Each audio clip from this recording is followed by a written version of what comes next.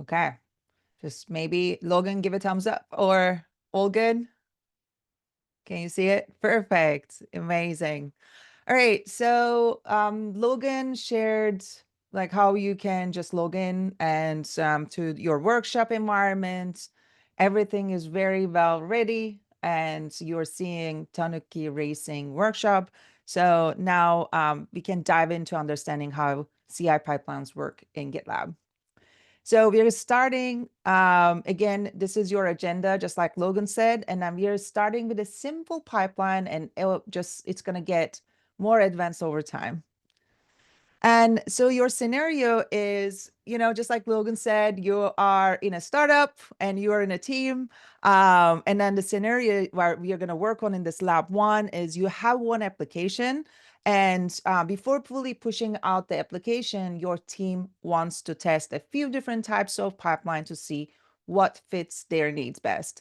The first task your product manager gives you, just like in every startup, is to get a starting pipeline set up and running. So let's see. But before I dive in, I would like to just, before doing the hands-on work, I want to share some essential building blocks that will help you with the GitLab CI pipeline. So think of this as your roadmap, right? When you start working on these files, these concepts will get familiar over time. So every CI job has three components: script, before script, and after script. This is similar to like how your coding works, right? Script is your main execution shell command that you're going to be executing. It can be things like npm install or deploy to production. And you can see the exit code from these commands determine success or failure. So before script is where it runs before your main script over here. It runs before the script. Things like logging into Docker, it's pre-set up prerequisites that happens before your main script happens, right? So you can just log into your Docker registry before you build images in your main script. And after script is in general, the idea is that you clean up, right? At the end, it doesn't affect your job. All right. So let's talk about the execution order, right? I like to start with an analogy here. It's like, you don't start cooking the sauce while you're chopping the vegetables. So the execution order is kind of makes everything work like that. So the same logic applies to CI pipelines too. So you don't want to test or invalidate your code before your build, just before you built your application. So GitLab structures this as build and test stages. So you can identify it just like this, build and test. So the idea is that it is dependent on each other. So test runs after the build runs. So it's sequential. So every job in your build stage must succeed before any test stage job begins. Because if your build fails, there's no point for you to run your test, right? So like your pipeline is going to end. So you have proper logic in your pipeline.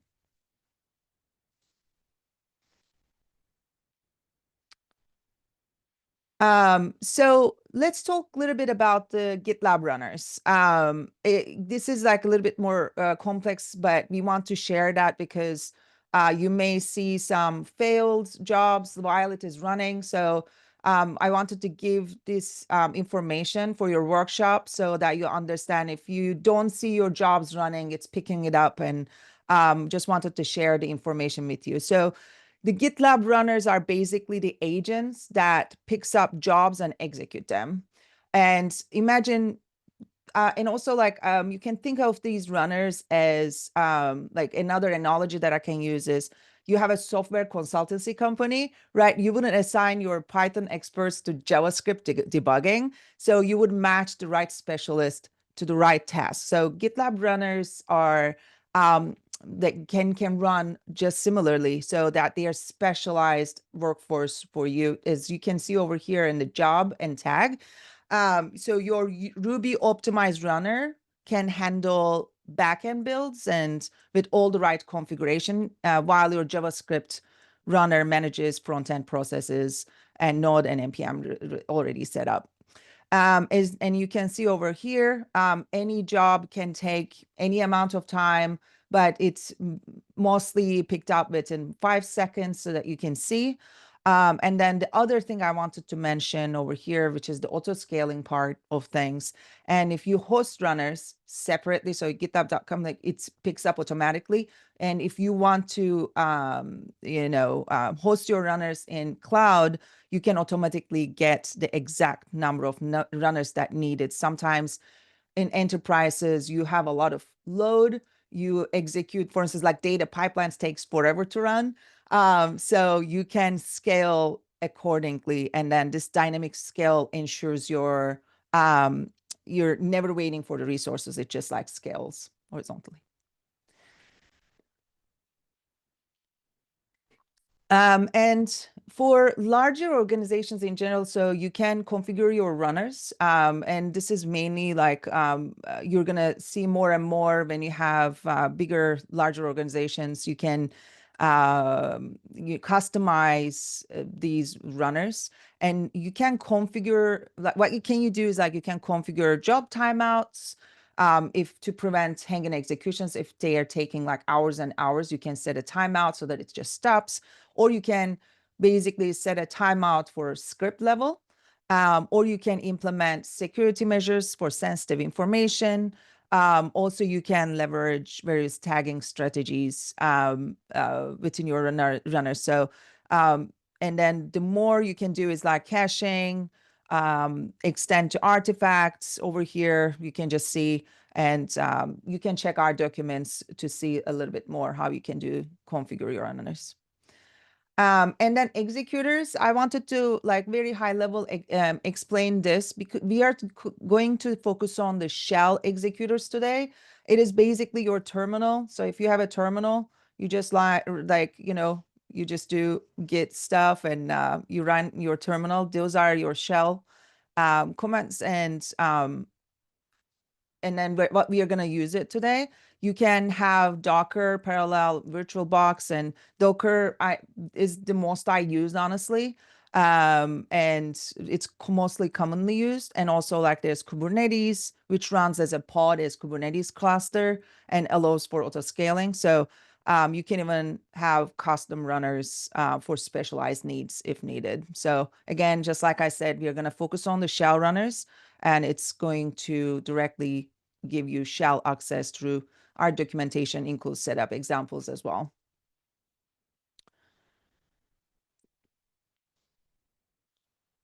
Okay, so this is like the foundation that I gave, and then now we can start our workshop. I'm hoping that until now you got your setup working, and you are seeing your Tonic Racing CI workshop project under your group, and you are seeing the simple pipeline. So let me show you how it's looking over here. So I'm going to split my screen so that you can see it better. So I'm going to move this Zoom a little bit over here. Perfect. So what I want you to do is like go to your project, Tonic Racing CI workshop, and under here, you're going to see plan and issues. Okay. Just click on the issues and please see, like you can see it in order. If it's not ascending, you can do sort direction, descending and ascending. And then you're going to start with the simple pipeline. So go ahead and click this and make it bigger.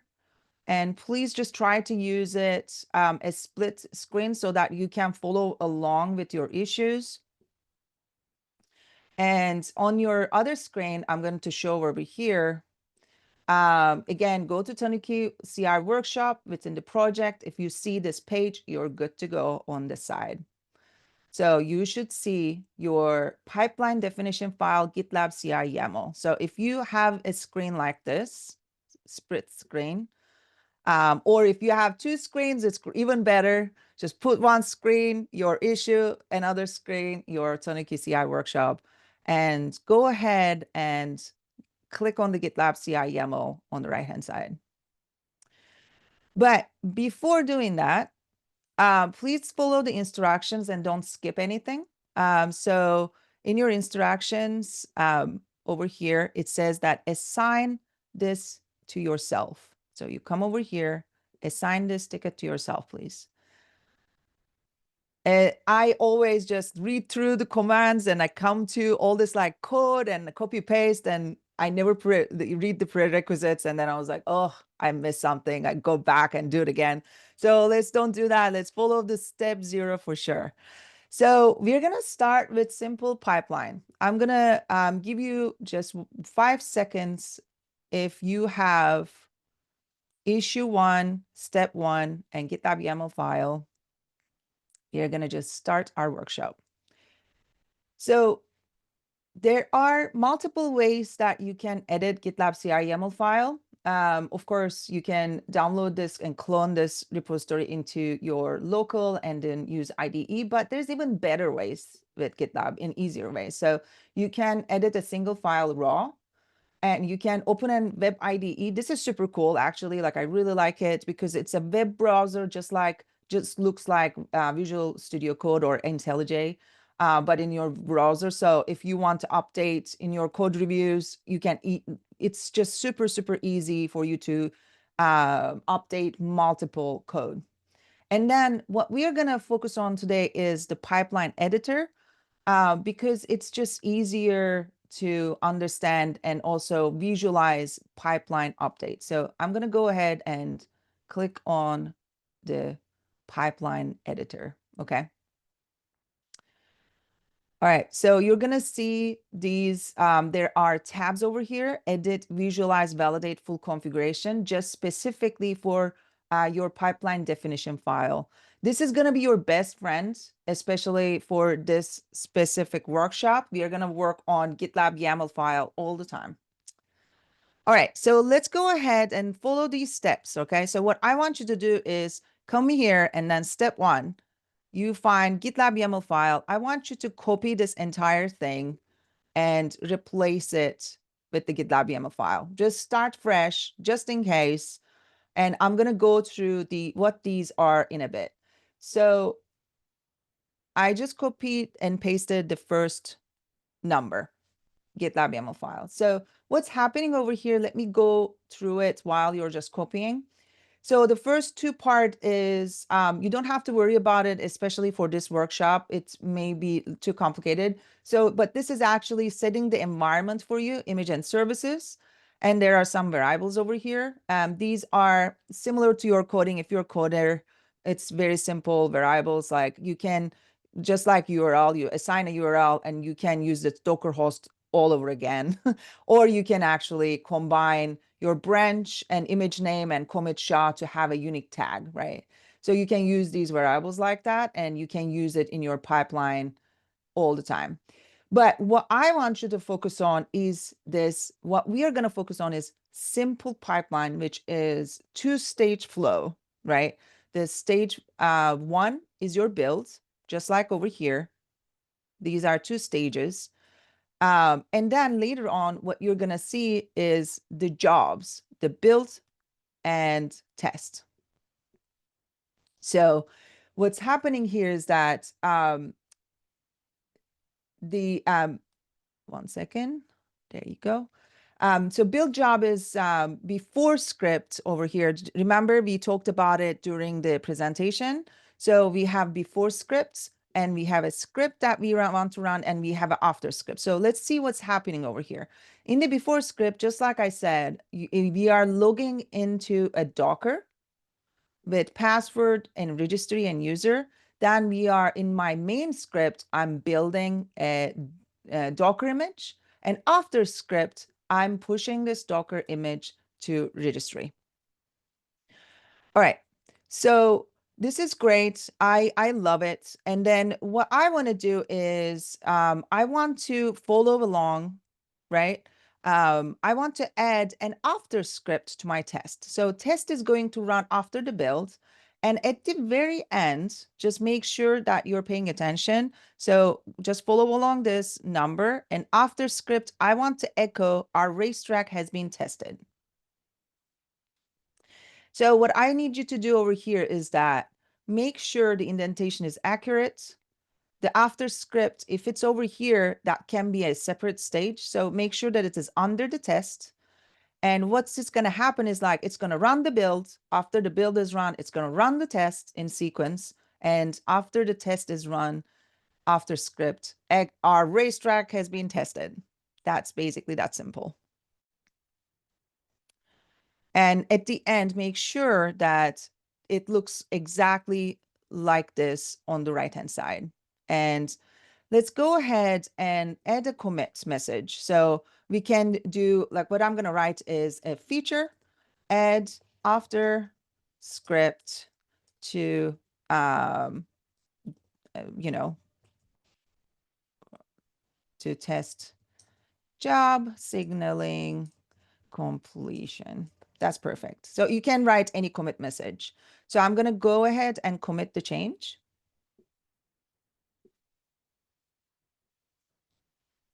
So while we're doing that, you should see over here a check mark. And this is basically shows you pipeline syntax is accurate. So every time you change something, if it's wrong, it tells you, oh, whatever you're doing in your syntax is wrong, fix it. So this is great. So I'm confident that everything is going to work.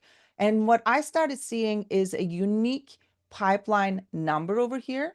And you can see it in the high level. It created two stages. One is that build stage and the other one is test stage. But test stage hasn't run yet. It is gray.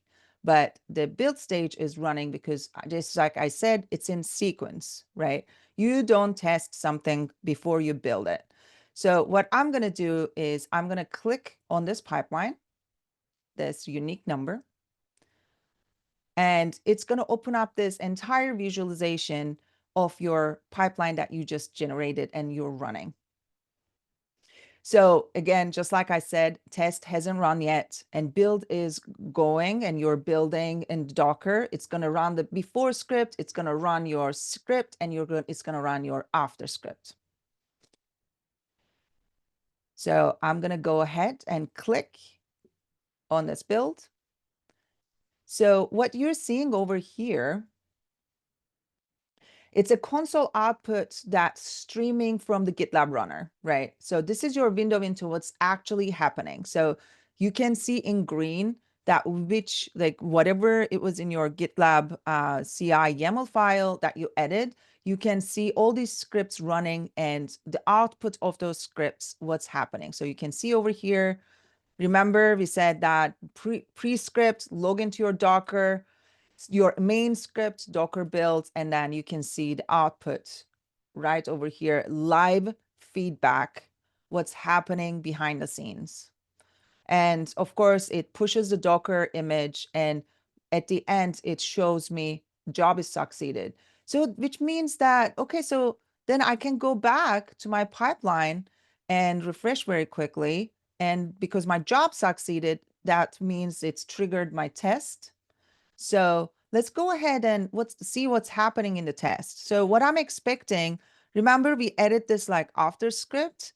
After this execution, I'm expecting it to show me after the validations run, maybe unit test run, after the build, you're running some bunch of unit tests or integration tests. What I'm expecting it to show me is, hey, our racetrack has been tested. It is running. And so let's go ahead and see what is happening. All right. So let's don't wait until this is like running. What I want to show you is while this is running, I want to show you actually it worked. That's perfect. So this is just like expected. As you can see over here from the logs, it matches our after script. Our racetrack has been tested. So you run your first simple pipeline with GitLab. Congratulations. What I want to show you is let's go ahead and check your pipeline. And don't worry if it's not done yet. Let it run behind it. You don't have to wait for it. But what I want to show you is something very, very cool.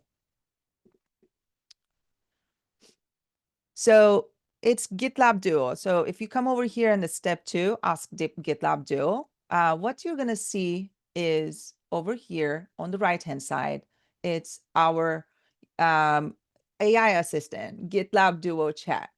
So especially you're a coder, like I'm a developer, sometimes I don't know, like we're just like using hundreds of different tools. It's hard to understand what is going on. GitLab specific stuff, you have to go through documentation and understand how to do things, even like before script, after script. Instead of going through the documentation, like GitLab Duo chat is a great way for you to learn about GitLab and ask any CI/CD questions and how to do things. So this saves you a lot of time. So let's go ahead over here. It says that you can see from examples over here what questions you can ask. But what I want to ask is, hey, what CI/CD keyword can I use to run commands after a job completes? As you understand, which we've been learning in this lab 1, it's supposed to give me after script, right? Because that's what we did. So that's what I'm expecting it to tell me back. So I'm going to hit this and I'm asking Duo, what CI/CD keywords can I use to run commands after a job completes? So what is so cool about this is it's not only giving me after script, it's also showing me like, hey, this is how you can use. So you don't have to go through and spend, an hour trying to figure out like how to do things. It actually speeds up the process and also gives you resources if you want to read more and learn more about it. Okay, so this actually completes our lab 1. At the end, when you are checking your pipeline, you can come over here and you can see your pipeline list and under the build over here, you can see everything and then it's passed. You can see the stages. This is the list. So you're going to see all your pipelines under here. So at the end, you should see it like your pipeline running like that. So let's complete this. I want you to do, just come over here. There's a simple pipeline, come down here and close the issue. And let me give you like 30 seconds until I start my lab 2. So we are going to start job execution order and DAG.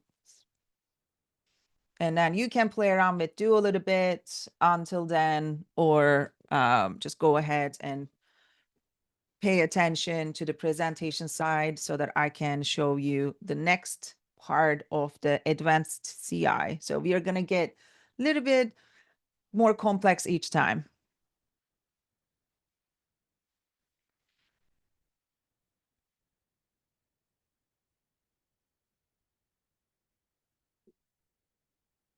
Okay. I'm cooking off. I'm hoping just maybe like one of my teammates can thumbs up. Is the pace okay? Is everything going well? Are you guys okay with my pace? Is it fast? Is it slow? We should have a poll we can run and check it out. I can launch it. That's awesome.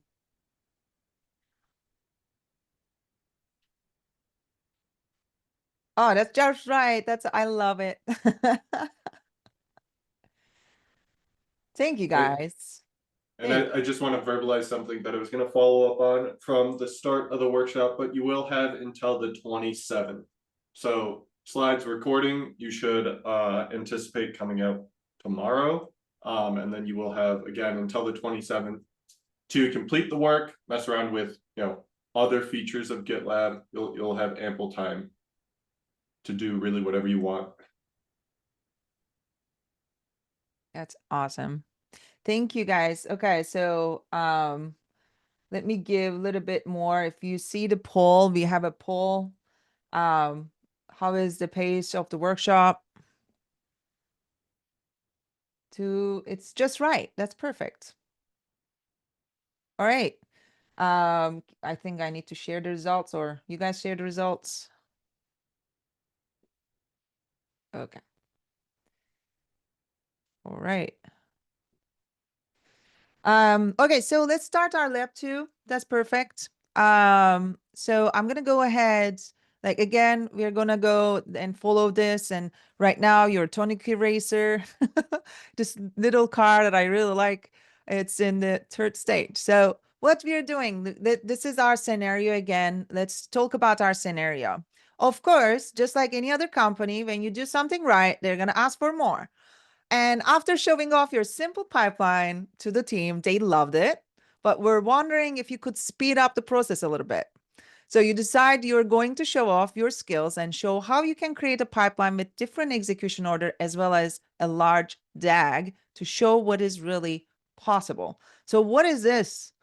Don't worry about the DAG right now. It is really just like a fancy name.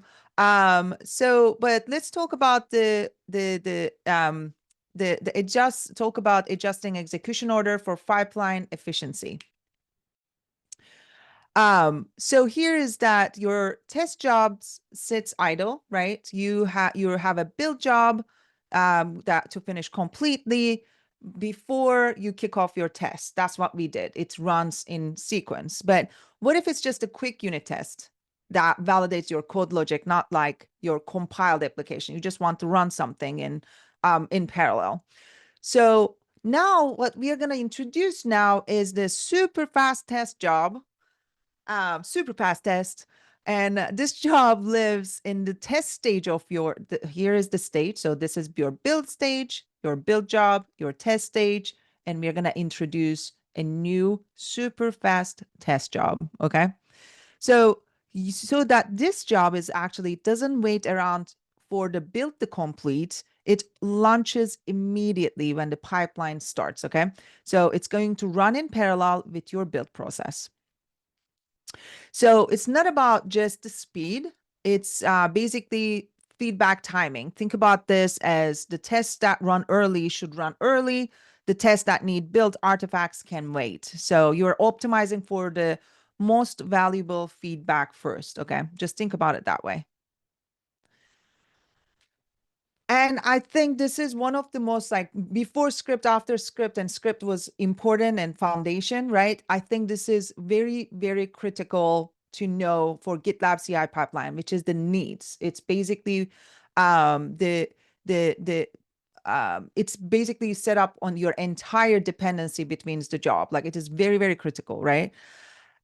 So I want you to think about this as an analogy I'm going to give you. Okay. Think if you've seen Olympics, so there are some runners, relay runners, right? So this runner goes in, they have a baton in their hands, and then a second runner cannot run until their teammates hands over this baton and they start running. So it is dependent on it. So the needs keyword is like letting runners start as soon as they get their specific baton, not waiting for everybody else. So, and then the needs keyword is like, creates like this precise dependencies between the jobs, and it lets you execute outside the sequence order. So as you build these like targeted dependencies, you create what we called directed, I'm not going to say acrylic, but directed acyclic graph and DAG. And don't worry about the fancy name. It is basically to say smart way of saying you create the most efficient path for your jobs. And then you can run them as soon as their specific dependencies are met. That's basically it. Not it's just a fancy word. So GitLab pipeline engine, what happens is that it reads these dependencies and then runs jobs the moment their requirements are met. It's like having smart project manager, and who knows exactly what each team member needs to start their work, right? And then you can see from the syntax, and if this needs is an empty array, it doesn't need anything. It can start immediately in its stage. So without the needs keyword, jobs can just follow the old-fashioned stage by stage approach. Okay, so let's talk about the advanced leads. Think about this again. You're building two different applications, okay?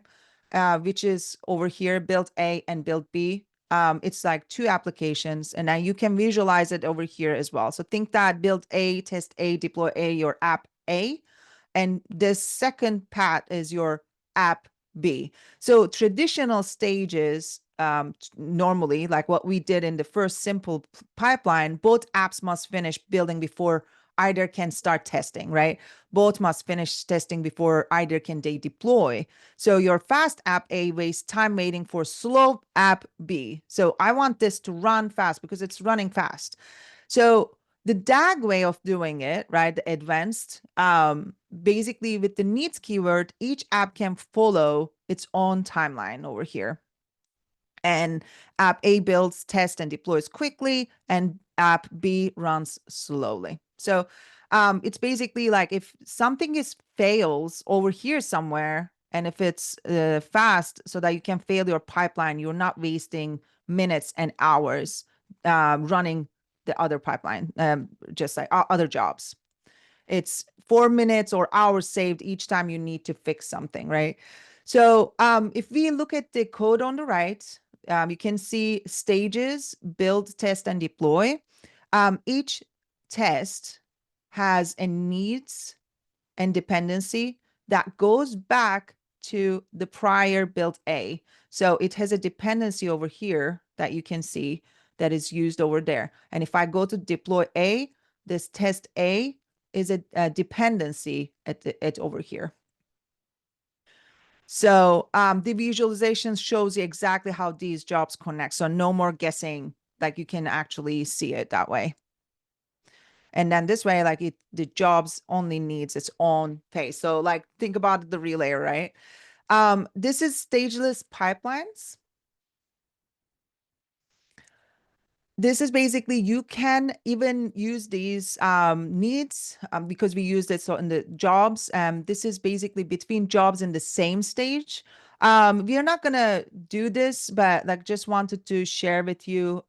This gives you full control to build the fastest, like most logical pipeline possible. So you can use it. We are not gonna cover it, but like it's good to, it's something good to know. Okay. Now that we are going into the workshop again. So we learned about running these in parallel. So I'm going to come over here to my split screen. I'm going to come to issues, and issue number one is closed, right? And now I'm going to go to issue number two, execution order and DAGs. What I want you to do over here, go to the navigation bar and then click on the pipeline editor under the build.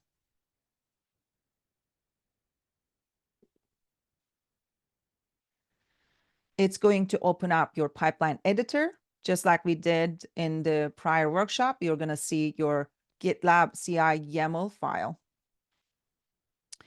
Okay, so now what we want to do is that, again, don't forget to follow the instructions. What does it say in the step 0? Assign this issue to yourself first. And you follow this, like I'm going to click on the read more. All right, so now we are going to add, just like we talked about in the slides, we want to add a super fast test. All right, let's go ahead and then copy this. Like I'm not going to write it down. Just copy it so that we can save from the time, and then we can just talk about what we are adding over here. So we are adding super fast test, but I'm not adding a new stage because my stage name is still test. So what I'm going to do over here is I'm adding, sorry, one second. Let me move this webinar. So what I'm doing is that I'm going to run this in parallel to builds because I added this array needs empty, like this empty array with needs, because I want it to just run without waiting for anything. And I'm adding a script. It's a very simple script to echo, hey, if you're not first, you're last. And the return 0 is basically ends successfully. So this is the whole, like I'm gonna zoom in very quickly. You can see that the needs is the empty array. All right, so now the new test, just go ahead and look at the next one. The new test that we want to add needs to the test that we already have. We already have this one. So what I want to add is I want to add this needs.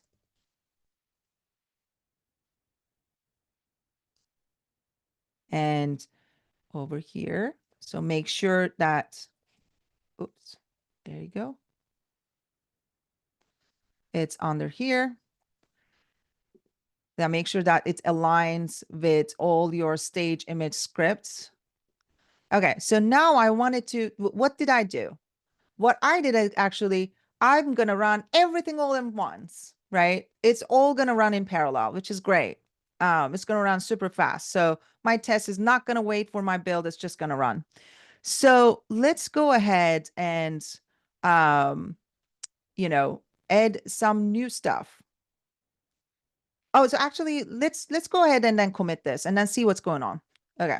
So I'm gonna say that I edit needs empty array needs commands to run everything in parallel. All right. So I'm gonna commit this change. Again, make sure that you have these two over here. I'm committing. And my pipeline syntax is still correct, which is awesome. It's going to show me something is wrong. If it's not accurate, it's triggered again 2 stages, which is expected over here. It's stage 1 and stage 2. But again, normally like in the prior simple pipeline, it was actually showing me gray, but now it's actually executed both at the same time, which is like a high level execution that you can see over here. So let's go ahead and see what's going on in my pipeline. As you can see, my build, my super fast test, and my test runs all at the same time. So since we told these jobs that they don't need anything to start, they just go ahead and run. So my super fast test finished already because it's super fast test. And maybe like you want to have this test specific test to catch a bug. I would know about it right away, right? Instead of waiting for the build to complete. That's useful feedback for me. So let's go ahead and click on the pipeline. So what you're going to see is that this is going to run a little bit faster than, but what we are expecting is for it to run a little bit faster than the 3 minutes. So it's going to be like maybe 1 minute, even like, as you can see, the task stages finished before even the build started running. And it's done. So you can see it's 1.5 minutes over here. And then the other pipeline that we ran early on in the list ran 3 minutes because we speed things up a little bit. Okay, perfect. So I want you to go ahead, okay? I want you to go to the build, your navigation bar, build, and go click pipeline editor one more time. So we are gonna make things a little bit more complex now. So it was all simple. It's just one stuff. And now we're just going to actually see the DAG, the acyclic graph, and make things complicated. So now what I want you to do is go to your stages. So you have 2 stages, but I want you to add one more stage, which is called race. Okay. So this is basically, think about it. You are in Ferrari. You're building the Ferrari. Then you're gonna test the Ferrari, and you're gonna race the Ferrari right next to Mercedes, right? So Mercedes team is gonna build the Ferrari, test the Ferrari, race at the same time. Think about that stage, right? That's what we are gonna do. So what I want to do is like we have car A, car B, car C. How many? 1, 2, 3, 4, 5, and 6 cars. So I don't want to go over all of them one by one. So I'm just going to copy this entire thing. Okay. Just come over here and under the super fast test and paste whatever you see over there. So what's happening here, just like in the presentation slide that I mentioned to you. So you're building the car, and this is a dependency under the test a car. So if it's in the needs, you can see, hey, I cannot test the car until you build it for me. So you build your Ferrari and you're testing the Ferrari. And I'm going to come over here, and then you want to race your Ferrari right away. So your car A depends on testing the car. So you cannot race a car before testing it. So what is happening over here, right? It's basically instead of waiting for all cars to finish building before any can start testing, so each car moves through the pipeline at its own pace. So fast builds leads to fast test, which leads to fast races, and slow builds don't hold up the speedy cars. So they're all in it, similar to relay race in Olympics. So you can see it in the visualization. You have build a car, test a car, race a car, and you can even validate. That's why the good portion of the pipeline editor. So, and my pipeline syntax is correct. So let's, for instance, like if think about this, right? If I do this and make it wrong, my syntax checker tells me like, hey, you're doing something wrong in the line 31, column 5. So I don't want to do that. I'm fixing my syntax. Now my pipeline syntax is accurate. Now go ahead and update with the commit of your own. I am racing 5 cars. I hope it is 5. I hope I counted it accurate. So I'm just gonna commit my changes.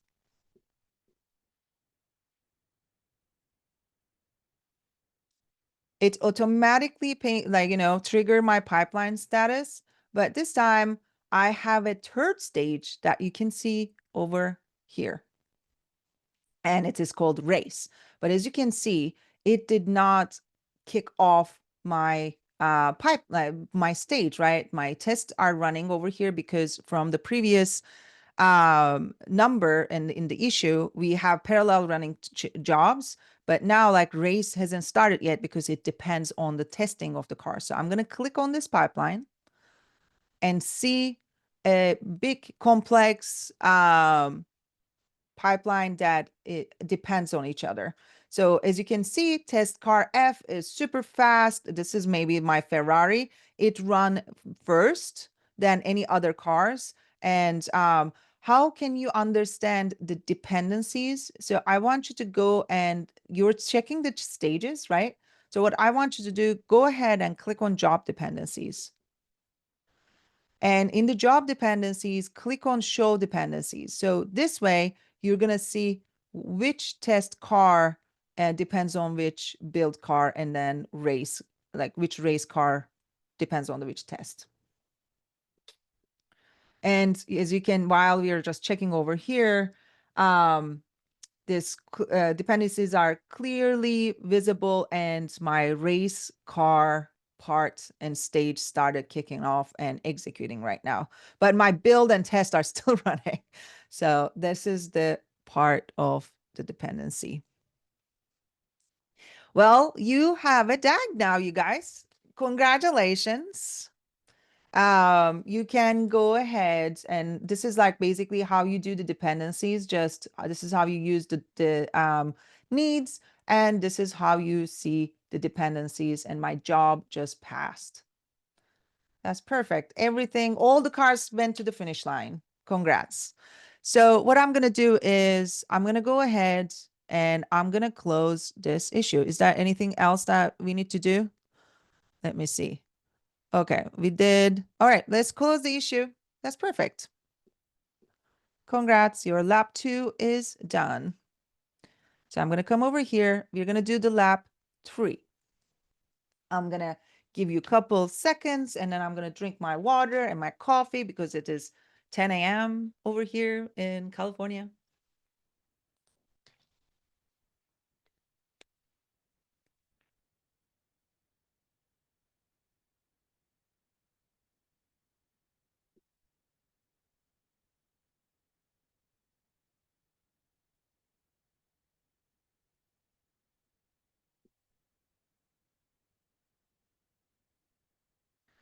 All right. If all good, I hope your car's raced and all these are good. And we are going to start the caching part of things. Okay, so it is caching, rules, and failures that we're going to talk about. All right. All right, so perfect. After this lab, you can we're gonna take 5 minute break before we deep dive into very advanced stuff with John Bush. It's gonna be a lot of like advanced things that you're gonna learn. Just let's start this one, finish the workshop. It's gonna be quick, and then John is gonna like we're gonna take a break a little bit, couple of minutes, so that you can um go take a break and drink some water. So let's go ahead and start our lab 3. And of course, let's start with our scenario again. So you come back to the team and you show them your pipeline, and the team asks if you can make the pipeline faster and more resilient. So you know GitLab can enable caching through its runners and S3s. So you set it off to fix that. And let's go ahead, talk about some basics, right? And caching. So everybody knows about caching, but let's go through it just in case. I like to start with an analogy again. Why I like using caching is like, think about it for your morning routine. You go to your closet and you don't reorganize your entire closet every day. You just like, oh, it's already organized, and you pick one of your clothes. Think about it like you do your entire closet every single time. So caching works kind of same way for your pipeline dependencies. So without caching, every single time, every single build downloads the same packages from scratch.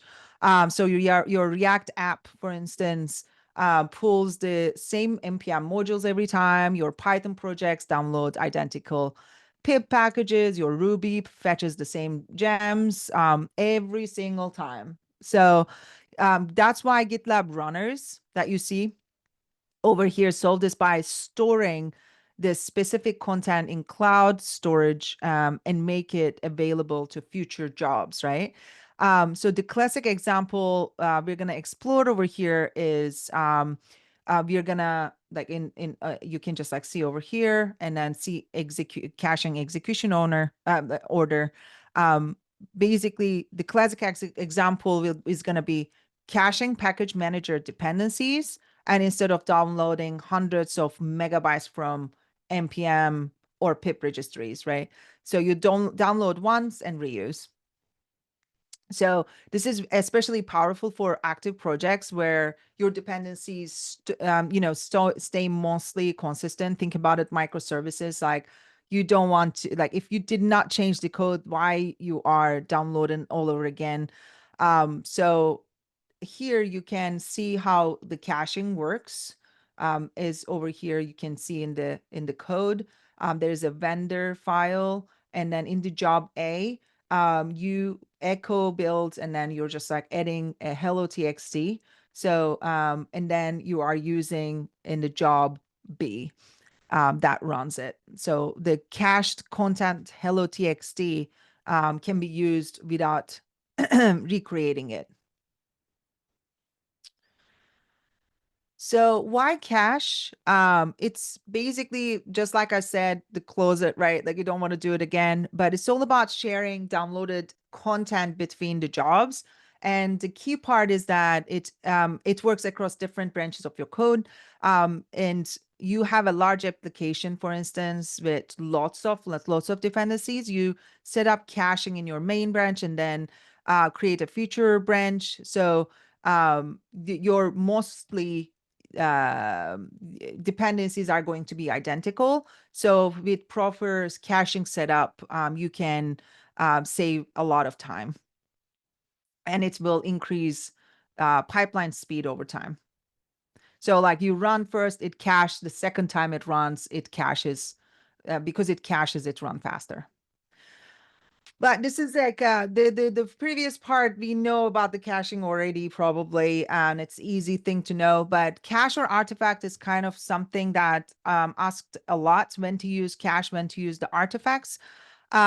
So I like to just use the analogy in my head in general for the caching, when to use caching and when to use artifact. So for instance, you're cooking, right? You have chopped vegetables from yesterday, and like it's nice to have chopped vegetables, but you can chop it fresh. So you don't need it. Like it's just gonna take you a little bit more time, but you don't actually need that. But artifact, remember the relay run that we talked about in the Olympics, that runners wait until the baton comes and like from the team member, that baton is your artifact, because that runner cannot run before that baton comes to it. Like so, the idea is that use cache when job isn't dependent on another job outcome, and it could run faster by having access to like shared content. Taking our dependencies example, you're not dependent on it on another job like succeeding to benefit it. So you can download your artifacts again. It's not a big deal. It's just going to take longer a little bit. But artifacts, job must complete successfully so that your future job can use its output. And one example is like security scan. You want to save like scan results as an artifact so that on success, a future job can take those results and act on them. I think this sentence is a good way of understanding over here too. Cache is here to speed up your job, but it may not exist, so don't rely on it. All right, so let's let me give you a little bit, couple of seconds for you to digest the slide. This is a separate than configuration like than the cache, right? We are talking about allowing job failure, which is like a separate thing. So when you want to use this, right? So sometimes, a particular job may fail, but that's okay.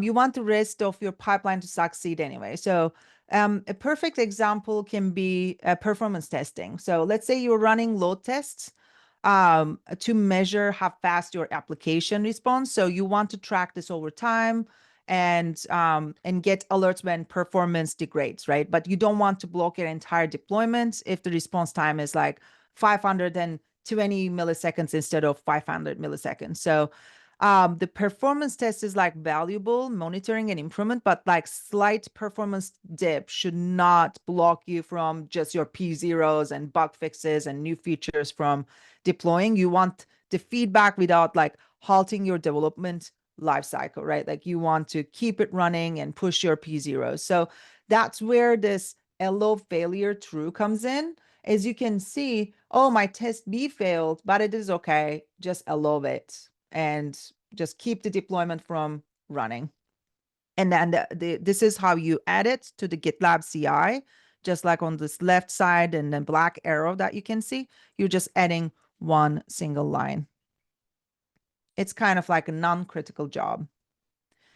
All right, so this is super, super critical to know as well. So let's introduce rules as like, think about this as your brain for the GitLab CI. So this lets you control when jobs should run based on specific conditions. So instead of running everything every time, you can be smart about it. Like to be honest, like this is the most I used. I can give an example for monorepos. So if you have a monorepo with both Python and SQL files, when someone changes a SQL file, you want to run SQL validation tests. And when you change Python files, you want to run Python tests. No point running like Python test if you're just changing SQL, right? So these are things that you can do, and there's so many different ways that you can use these. So there's like a if over here, if these files change, run this job.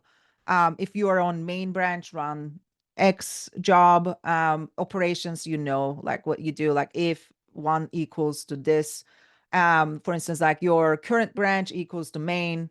And then job attribute is basically when options controls the timing, you can say, hey, start in 30 minutes. So you can use it as for scheduled. And then it waits 30 minutes, for instance. And when option is basically controls the timing, always run or never run. So you can have a job that will never run or runs only on success or failure. So it is kind of the scenario.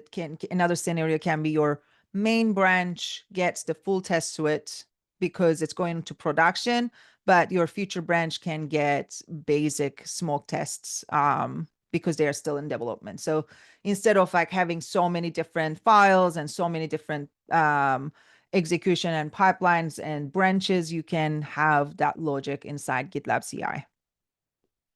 You run what you need when you need it. So let's go ahead and start the rules. The job, when is the job not creating a pipeline? So I want to mention this because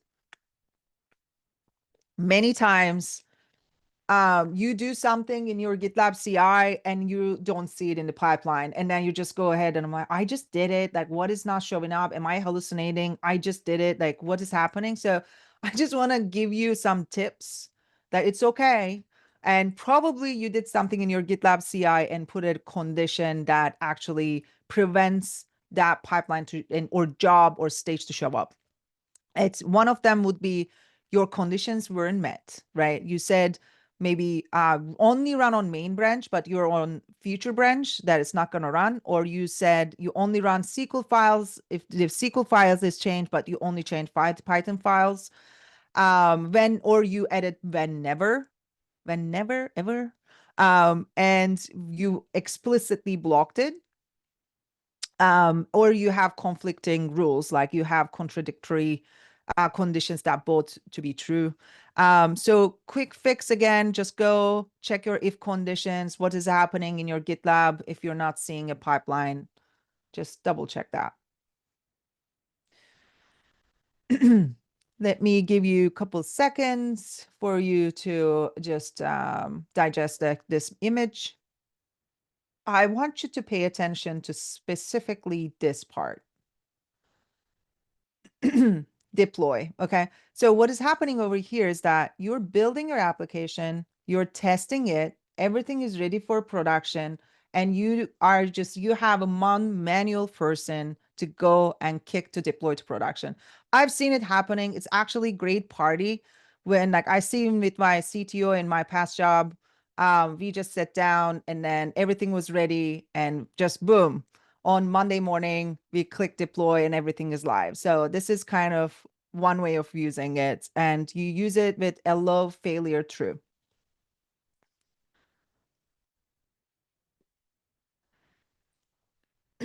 All right, so we are almost done with the slides. Don't like from my part. So example one is this is like the delayed, just which I mentioned is the start in condition over here. So why would you use this? Like just wait 3 hours. So you can use these kind of delays. Maybe one thing could be deployed to production, but only during business hours, or maybe you want to give team time to catch any issues before the deployment actually happens. So it's kind of like schedules that you put together. It waits exactly. So if you put a when delayed, you have to provide the start in and or just like provide a number over here. And you can see over here at the top, CI commit branch equals to master. This is what you're saying. Actually, it's main now. It's not master. So if your commit branch is main, then you are doing all this stuff. Okay. And then the other thing is like, just like I mentioned early on, you have Python files, you want to run Python execution or something, maybe like children pipelines later on that we're going to learn in the process. So this is kind of file-based triggering. So think about it. If you have a Docker file, Docker build takes a while, right? Like we all know, it's just like that building and putting to registry takes a while. So if you did not change anything in the Docker files sometimes, or anything related to it, maybe like it doesn't worth deploying and building sometimes. Again, just it depends on a lot of different conditions. This is just one example, so that you don't have to rebuild, if you did not touch specific certain files. And you use changes keywords, and then the file and definitions and folder definitions. All right, we are done with the lab 3 slide. So let's go ahead and get our hands dirty with this part, with the caching. It is very, very simple. Just like I'm going to give you a couple seconds so that you can go ahead and kick off your issues. All right, you should be able to see 3, 4, 5, and 6. So I'm going to click on caching rules and failures. And on the right-hand side, I want you to go to Tonic erasing pipelines and then go to the navigation parts. And again, please click on the pipeline editor. All right, so it shows you the latest pipeline that run. Like I really like this high level visualization so that you keep iterating, right? If something fails, you can keep editing, validating, visualizing in the pipeline editor, which I really like and use it all the time.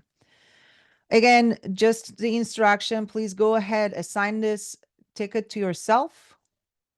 Thank you very much. So we want to clean this up a little bit. Please, oh, sorry, what is that? Is this, okay, so there you go. So what we're gonna do is we are going to remove what we added last time. So just go ahead and go to your line 53 after your super fast test and just like highlight this entire thing and delete.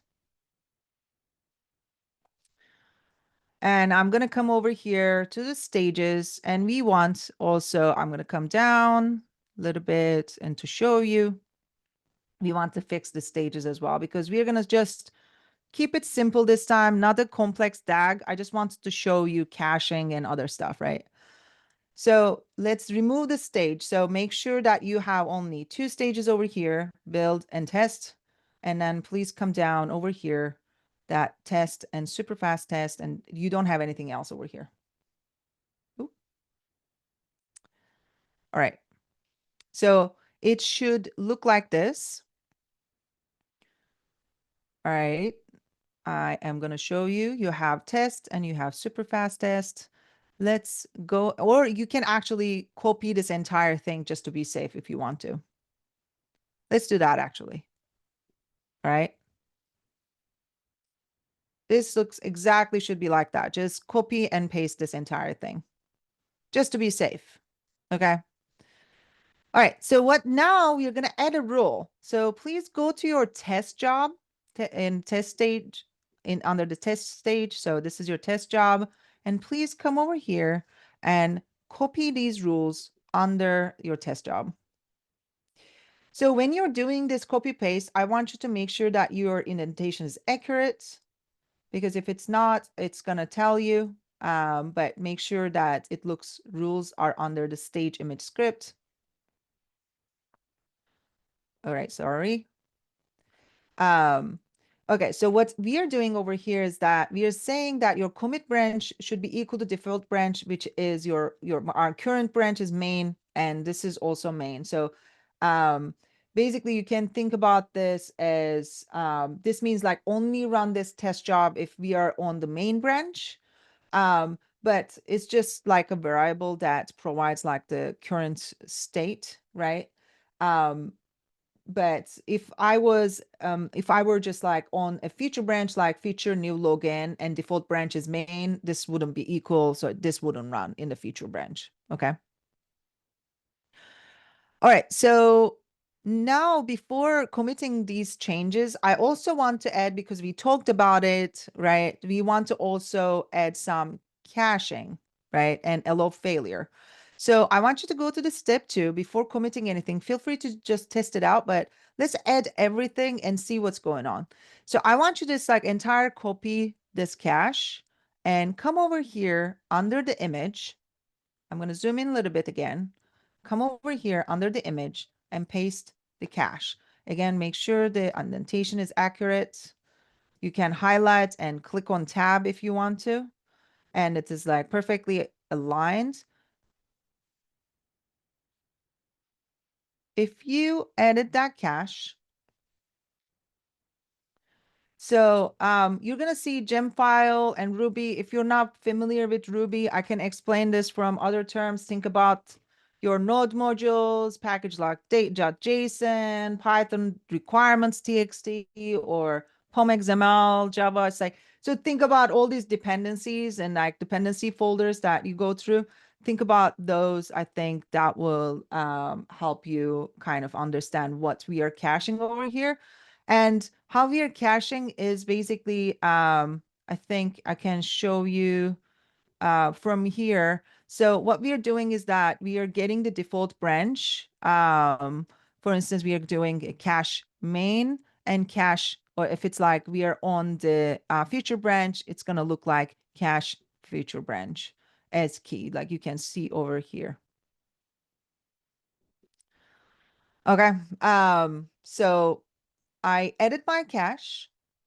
So next time, like the first time it's going to run fast, second time it's going to run easier and faster. But I want to also adjust this as, I want to figure out, like show you that it's okay to exit and to show you that the adjusting for failure. So what I'm going to do is I'm going to put this exit 1. So I'm going to go to my super fast test. I'm going to remove the script. Okay.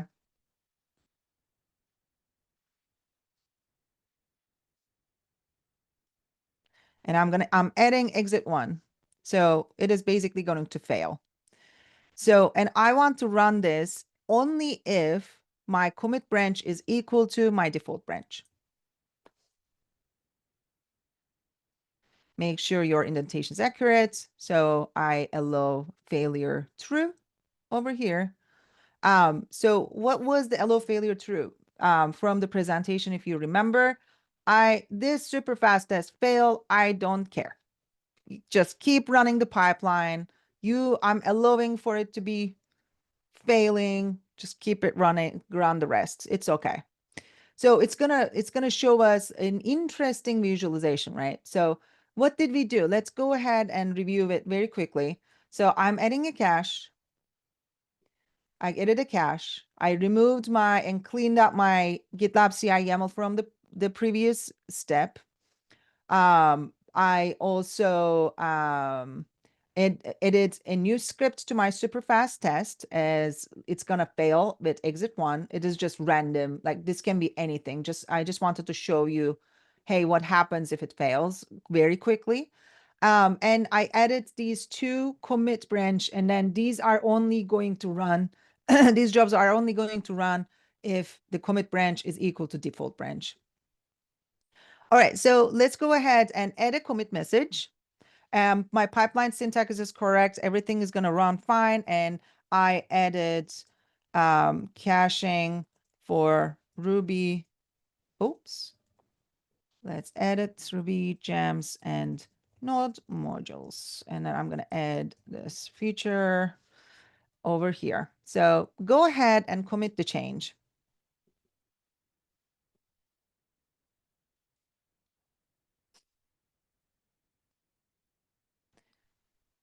So let's examine the pipeline that we created. We have a simple pipeline. We removed everything. Everything is running in parallel. And then you can see it from the stages. These are the job dependencies if you want to see it. And then these are the stages. So what's going to happen is that I'm expecting the super fast test to fail right away because we gave an exit code. So you're seeing this live execution. So what's going to happen is that I'm expecting two different things. If a job fails and I did not add this allow failure true, then it's going to show me red indications, okay, indicators. But if I allow true, it's going to be orange with an exclamation mark. So it is a warning, but it's not actually a like failed unit test or failed security test. It's okay. So it's just a warning. Think about that. Because the orange exclamation point indicates a load failure. So it's the UI, it just shows you clear information about the pipeline status, like at a very high level. So that is basically it. And this is running right now. The build is taking longer, but if you just, after this is done, if you click on it and like my test is done and my build is still going, again, we are just because installing all these dependencies and etc. So what happens is that if I run this second time, it's going to run faster. We can just like do a retry and it's going to like just try it out and it's going to run a little bit more faster. As you can see, it's already done with the build. And then super fast test is still running. Okay, so I'm going to, this is the completion of the lab 3, and I'm going to close the issue.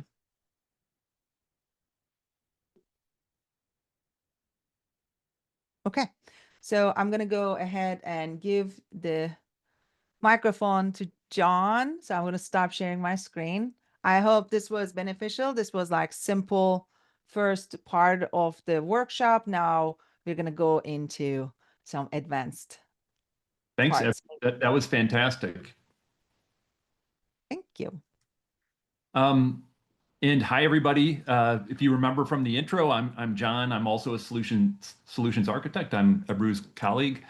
Um, and I'm going to handle the second half of the presentation. But before we get into it, I'm going to give everybody like let's say a 5-minute break, and then we'll get started. So I'm going to turn my camera off for a few minutes, but we'll be back in 5 minutes and finish with the second half.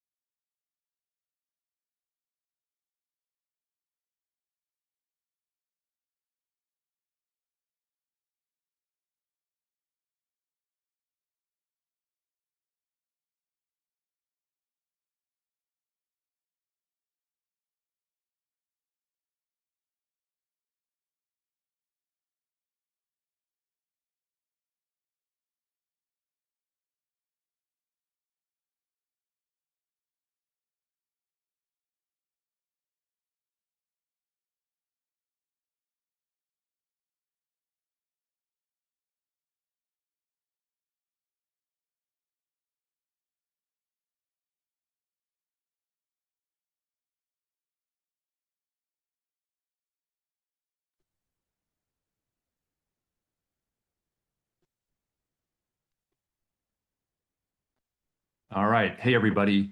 Hopefully, you got a chance to step away for a minute and stretch your legs or get a glass of water. Again, I'm John, and I'm the host for the second half of today's presentation.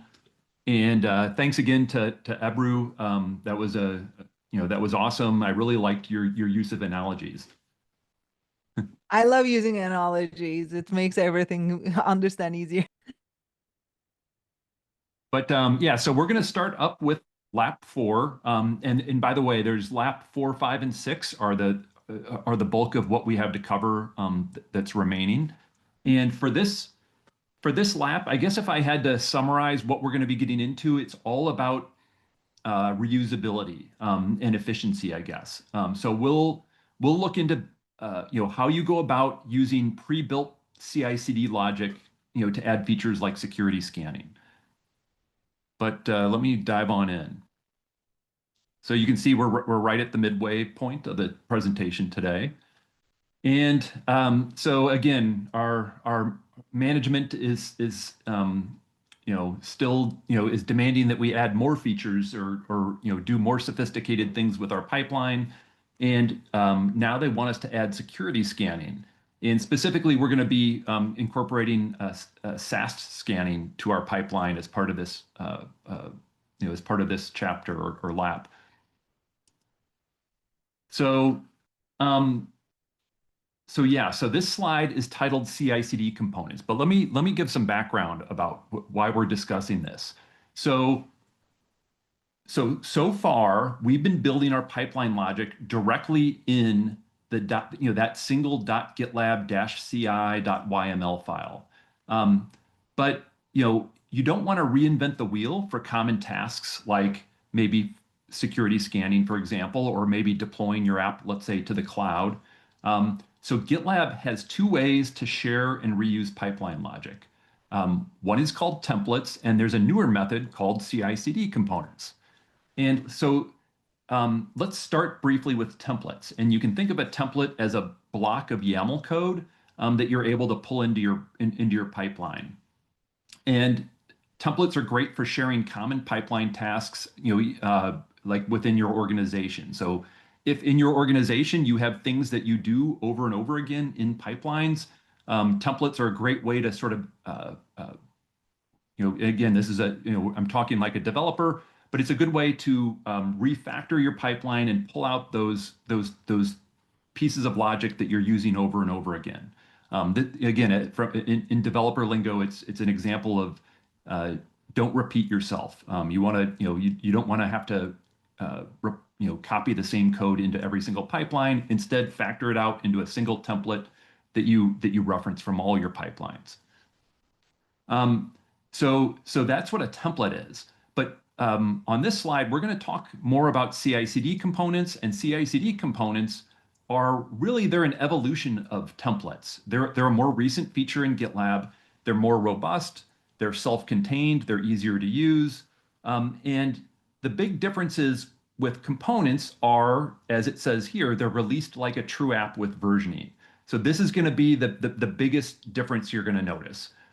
With components, you can lock your pipeline to a specific version of a component. So you can say, I want to use version 1.0 of such and such component, and then you're locked into that particular version, and you don't have to worry about it, the component changing unexpectedly.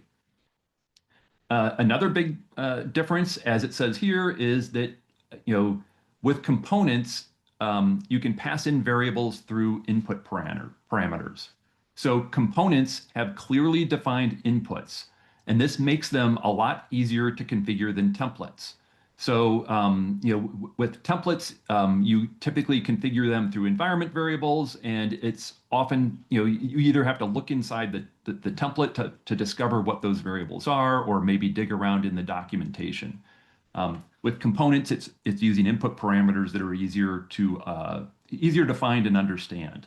Components are more easily testable, and here's another huge advantage is that they have far better discoverability. So with components, you'll find them in a part of GitLab that we call the CI/CD catalog. I call it the App Store for CI/CD. But so you can go to this CI/CD catalog and browse through it and look for components that you want to incorporate into your pipeline. So to summarize, um, we originally in GitLab had templates, and they're good for sharing code snippets, but components are more a more enterprise grade way for building reusable versioned pipeline building blocks. So having said all that, let's move on to the next slide and let's look at some examples of some components that are available today. And this is just to give you a sense of what we have in GitLab. There's a variety of different components here. A few things that I would point out. And you know what? I think I can turn on my fancy laser pointer. So you'll notice when looking at this slide, so we have. One sec, John, I think, oh, there we go. Sorry. I thought that your screen was off. Sorry. Go for it. Are we good? Yeah, we're Yeah, good. it It's looks my bad. good. Sorry. Okay, awesome. Awesome. So this is an example of some different components that we have available today. And just a couple things I would point out. So you see here we have components for OpenTofu, which is the open source version of Terraform, if you're not aware.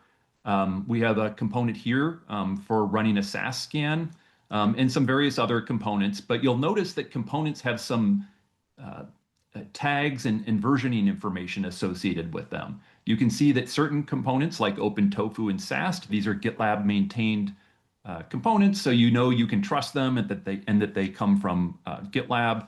And you'll notice other components, when you look in the catalog, will have a tag saying that they were developed by a partner. Also, you'll notice all these components have version numbers associated with them. And this is what I was speaking about earlier, where when you pull in a component, you can always lock into a specific version of that component if you want to. So I had mentioned that we have a CI/CD catalog. This gives you a glimpse as to what it sort of looks like. Again, this is sort of you can think of it as the app store for CI/CD. And it just makes it easy to find solutions for your pipeline. So when you go to the CI/CD catalog, there's a little search bar, and you can, if you're looking for the SAST component, you can just type SAST in the search bar, and that will filter it down to find the component or to find that SAST component. Or for example, here you can see there's a secret detection one, so you could type in secret in the search bar to filter down. So it makes it very easy to find what components are available to you. Okay, so now let's go back and let's talk a little bit more about templates. So a moment ago, we introduced CI/CD components as sort of the more modern version-controlled way to build pipelines. And I mentioned they were an evolution of a feature called templates. And this slide sort of breaks down exactly what templates are. So the difference between them and components becomes a little more clear. So point one, what is a template? At its core, a template is a way to share and consume CI/CD logic. And it's really, by the way, it's just a YAML file. It's just like a chunk of a pipeline that's been broken out into a separate YAML file. Point two, it says there's 0% magical. And what it's talking about here, and by the way, this is the same thing for components. Both components and templates are not black boxes. They are, as I just said, simply YAML files. So that means, so that's what it's referring to when it says 0% magical. Both of these are just YAML files. You can pull them up in an editor, look at them, and easily understand what they're doing. Point three, it says they're executed through an include statement. And this is how you pull the template's logic into your own pipeline. It's essentially when you reference a template from within your pipeline, it just incorporates that template's YAML directly into your pipeline. And here's where the difference between templates and components stands out a little bit. So when you reference a template, you're just pulling in a separate YAML file with a chunk of a pipeline. And if the team that owns that template, if they change it or maybe they even modify how it works or what it does, your pipeline is going to get that change immediately. Maybe that's good. Maybe you want the change that they've made, but it can also be surprising because maybe you weren't expecting them to make the change that they made, or maybe they made a change that ends up breaking your pipeline. And this is the biggest difference from a component where you can lock on to a specific version of the component. So even when new versions of the component roll out, you're still locked in at the version that you want to use that works in the way that you want it to work. So ultimately, whether you use a template or a component, the end result really is the same. In both cases, um, they're adding jobs essentially into your pipeline for you and saving you from writing pipeline logic yourself. Um, so so both of these features, by the way, do use the include keyword. So in your pipeline, you're going to use the include keyword to pull in templates and to pull in components. So let's move on to the next slide, and we'll see how that, how the include keyword works. So the include keyword is the magic syntax that you need to use to pull this reusable logic into your pipeline. So if you look at the 4 ways shown here, you can use in the top left, we have include template. And this is the syntax you would use to include a GitLab written template into your pipeline. And then to the right of that, there's include file. And this is used for templates that you have built yourself, or maybe your company has built that you want to pull into your pipeline. Then we have include local. And so include local would be a case where maybe in a given project, I have templates that live in the same project as my pipeline, excuse me. So that would be when you would use include local. So include local, just by the way, that's if it's in your own project, really the use case for that would be maybe you have a very complex pipeline and you want to break it out into different files. So rather than have this big complex pipeline all in one file, I want to break chunks of it into separate files and then just pull them in via, as templates into my main pipeline. So it's a good way to sort of refactor your pipeline into smaller chunks, maybe makes it a little more maintainable. And then in the bottom right, we have include remote. And this is the syntax you would use if you want to pull in a template via a URL. So this might typically be used to pull in a template that's remote, that needs to be accessed over the internet. So those are the 4 main ways to include template files. But you're probably wondering, what about the CI/CD components we just talked about? And they use the exact same include keyword. So whenever you want to pull in a template or a component, just know it's both. In both cases, you're going to use include. A component just uses a slightly different syntax where you say include component. Otherwise, it's very, very similar. But the important thing to remember is that the include keyword is how you bring both templates and components into your pipeline. So I won't spend a lot of time on this slide. The point here is that templates are they're not rigid. So if someone creates a pipeline to perform a task, it's possible to make the template configurable so that it can be customized by the pipeline that's using it to do different things. And this slide talks about the ways where you're able to override settings in the template. And you can also use environment variables, by the way, to customize the behavior of these templates. And you can see that with the variable block in the screenshot on the right. And so speaking of variables, so as we just mentioned, GitLab allows you to use variables to customize how these templates work. And by the way, that's not the only use for variables. If you're not familiar with them, they can be used in a lot of different circumstances in your pipelines. But as you use variables, you'll see that you can set them up or define them in many places. You can define variable values, in the code. You can define, in the code in your pipeline, I mean. You can also define them, let's say, in the GitLab UI, and so on. So the purpose of what we're looking at here on this slide is to answer the question, if a variable is defined in multiple places, which one wins, which is the one that ends up getting used when my pipeline runs.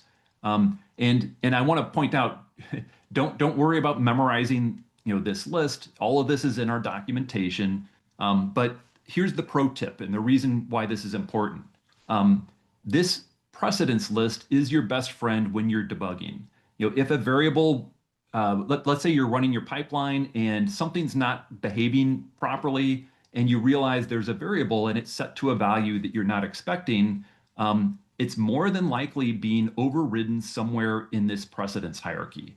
So use this order of precedence to find out where. So that's the important bit to remember or take away from this slide. All right, on to build artifacts. So, okay, so we've been talking about pipelines all day. And a pipeline runs, and when the pipeline runs, different jobs run and complete. But what's the point if you can't get the results from a pipeline? And that's what artifacts are. They are the output or the deliverable from the jobs within your pipeline. So if there are things that you want to hold on to after the pipeline is completed, you those are artifacts. Those are anything you want to hold on to after the pipeline's done, need to be explicitly called out as artifacts in your pipeline code so that they're kept around after the pipeline is completed. So an artifact could be, it could be anything, but more, some common examples would be if I'm doing a security scan, an artifact might be the vulnerability report that the security scan produced.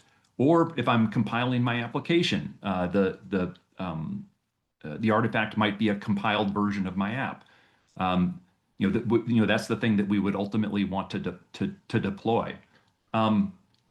So in your YAML file, you're going to use the artifacts keyword as shown here, and you're going to specify a path to tell GitLab, hey, after this job succeeds, save everything in this folder. And you can see, I think I still got my fancy laser pointer. You can see here, we're saving, in this little example here in the top left, we're saving the files in the dist folder, the dist folder. So that's what artifacts are. Now, there's some tweaks or customizations you can make to them. So if you saved artifacts for every single pipeline you ever ran, you're quickly going to run out of disk space. It could save artifacts, for all your pipeline runs, all the way, from the time the project's been created. And that's why we have this expire in keyword. It's in GitLab, it's sort of the built-in way to do housekeeping for these artifacts. So with the artifacts, or excuse me, with the expire in keyword, you can tell GitLab, I only need these artifacts to be kept for an hour or for a week or a month or whatever the case is. And then it's nice because you don't have to do any housekeeping. It'll automatically clean up these artifacts after that time has expired. So what if there's a specific build that's especially important? Maybe it's the one you just deployed to production, or it's maybe there's something from a failed pipeline that you want to hold on to, and you want to investigate it, and you don't want it to expire. You want to make sure that a given artifact is kept for a longer period of time. Well, if you want to have that happen, that's what this keep button is that's pointed out on the right side of the screen. It's sort of your manual override for that expire in keyword. Clicking that keep keyword tells GitLab, hey, disregard the expiration date that I specified, and I want to keep it permanently. So, at the end of all this, you get the best of both worlds. You get automated cleanup for the routine builds, and then you have a simple manual control to preserve any artifacts that you want to keep around longer. And here, there's not a lot for me to say, but this is an example of, so artifacts are just files. And once you've defined them in your pipeline and your pipeline runs, how do you, maybe you want to download them. Maybe you want to download a given artifact to your local computer. How do you do that? And this just shows that we have on the pipeline page, on the job page, on a specific job, Within a job, there's the artifact browser, and that's by clicking this browse button over here. In all these places, you're able to access the artifacts that are retained from your pipeline and download them. All right, now we get to move on to our first, our first hands-on workshop. So it's called Templates and Artifacts, and I'm going to switch my browser tab. And I've already got I was working along with Ebru and have my windows sort of divided into my issues on the left and my, sort of working area on the right. And I'm going to dive right into issue number 4, Templates and Artifacts. All right. So, and I guess I have to, let me do this. I'm supposed to assign the issue to myself. So I'm going to click up here where it says assignees, and I'm going to assign myself. Right. And then let's see, we'll move on to step 1, root cause analysis. So this one says, what if we hadn't known why our pipeline was failing? Let's use the new root cause analysis feature to help explain why our pipeline failed. Still within the pipeline view, go ahead and click the failed super fast test job. So to show this off, what we want to do is I'm going to go to build and I'm going to go to the pipelines option. And this is going to show all the pipelines that have run within my project. And I'm going to go to this most recent pipeline, the one that says warning, because the reason it shows warning is it's telling me that one of the jobs within this pipeline has failed. And if we go into this pipeline, you'll see the exclamation point. That's telling me, it's next to super fast test job. That tells me that the job failed. And by the way, if I hover over it, you'll see that we've got it configured. If you remember from, I think it was from the last lap, we've configured it to be allowed, it's allowed to fail. So what that means is when this job fails, the pipeline's still allowed to succeed. So the pipeline did not fail, but the job did fail. Now we do get it. It is interesting that it will show that the pipeline has, it'll have a warning next to it, and that's an indication of a job failing. But the overall pipeline has still succeeded because we've allowed the super fast test job to fail. Now, if I click into the super fast test job, I don't know why, but that's a mouthful to say. Here's all the output from that job, and normally, if I wanted to sort of understand why this job failed, I'd have to, sort of read through all this output and see, what caused the failure. But in GitLab, we have a relatively recent feature. It's called root cause analysis, and it's behind this button down here at the bottom of the screen. It's called troubleshoot. And when you click this, you're essentially asking Duo, which is our AI capability, to analyze the failed job and tell you, what caused it to fail and how would I go about fixing it. And truth be told, this is a bit of an odd situation to ask it because we've purposely made it fail by just returning a failure exit code. There's no real bug or error that we need to fix. But I did just want to show this to you because this is one of the things that I find super useful from an AI perspective. And I use this all the time because I'm writing lots of pipelines, I'm breaking lots of pipelines. Whenever that happens, I usually start off diagnosing the problem by clicking troubleshoot. And more often than not, I get a useful response like this, where it says, here's why the job failed. And then down here, let's see, well, it's telling me basically, it's telling me to remove the line that I added that made it fail. So again, this is probably not the best example, but again, this is an extraordinarily useful feature, and just keep this in mind if you have any trouble with your pipelines in the future and need AI assistance troubleshooting whatever the problem is. All right, so that's root cause analysis. That's step 1. And let's move through here. I'm going to make this a little bigger. And we'll move on to step 2, browsing the catalog. So for this, they want us to navigate back to the pipeline editor. but we're not going to edit the pipeline quite yet. What we're going to do is, you'll notice there's a button right above my edit window that says CI/CD catalog, and this is going to take you to the, what I keep calling the App Store for CI/CD.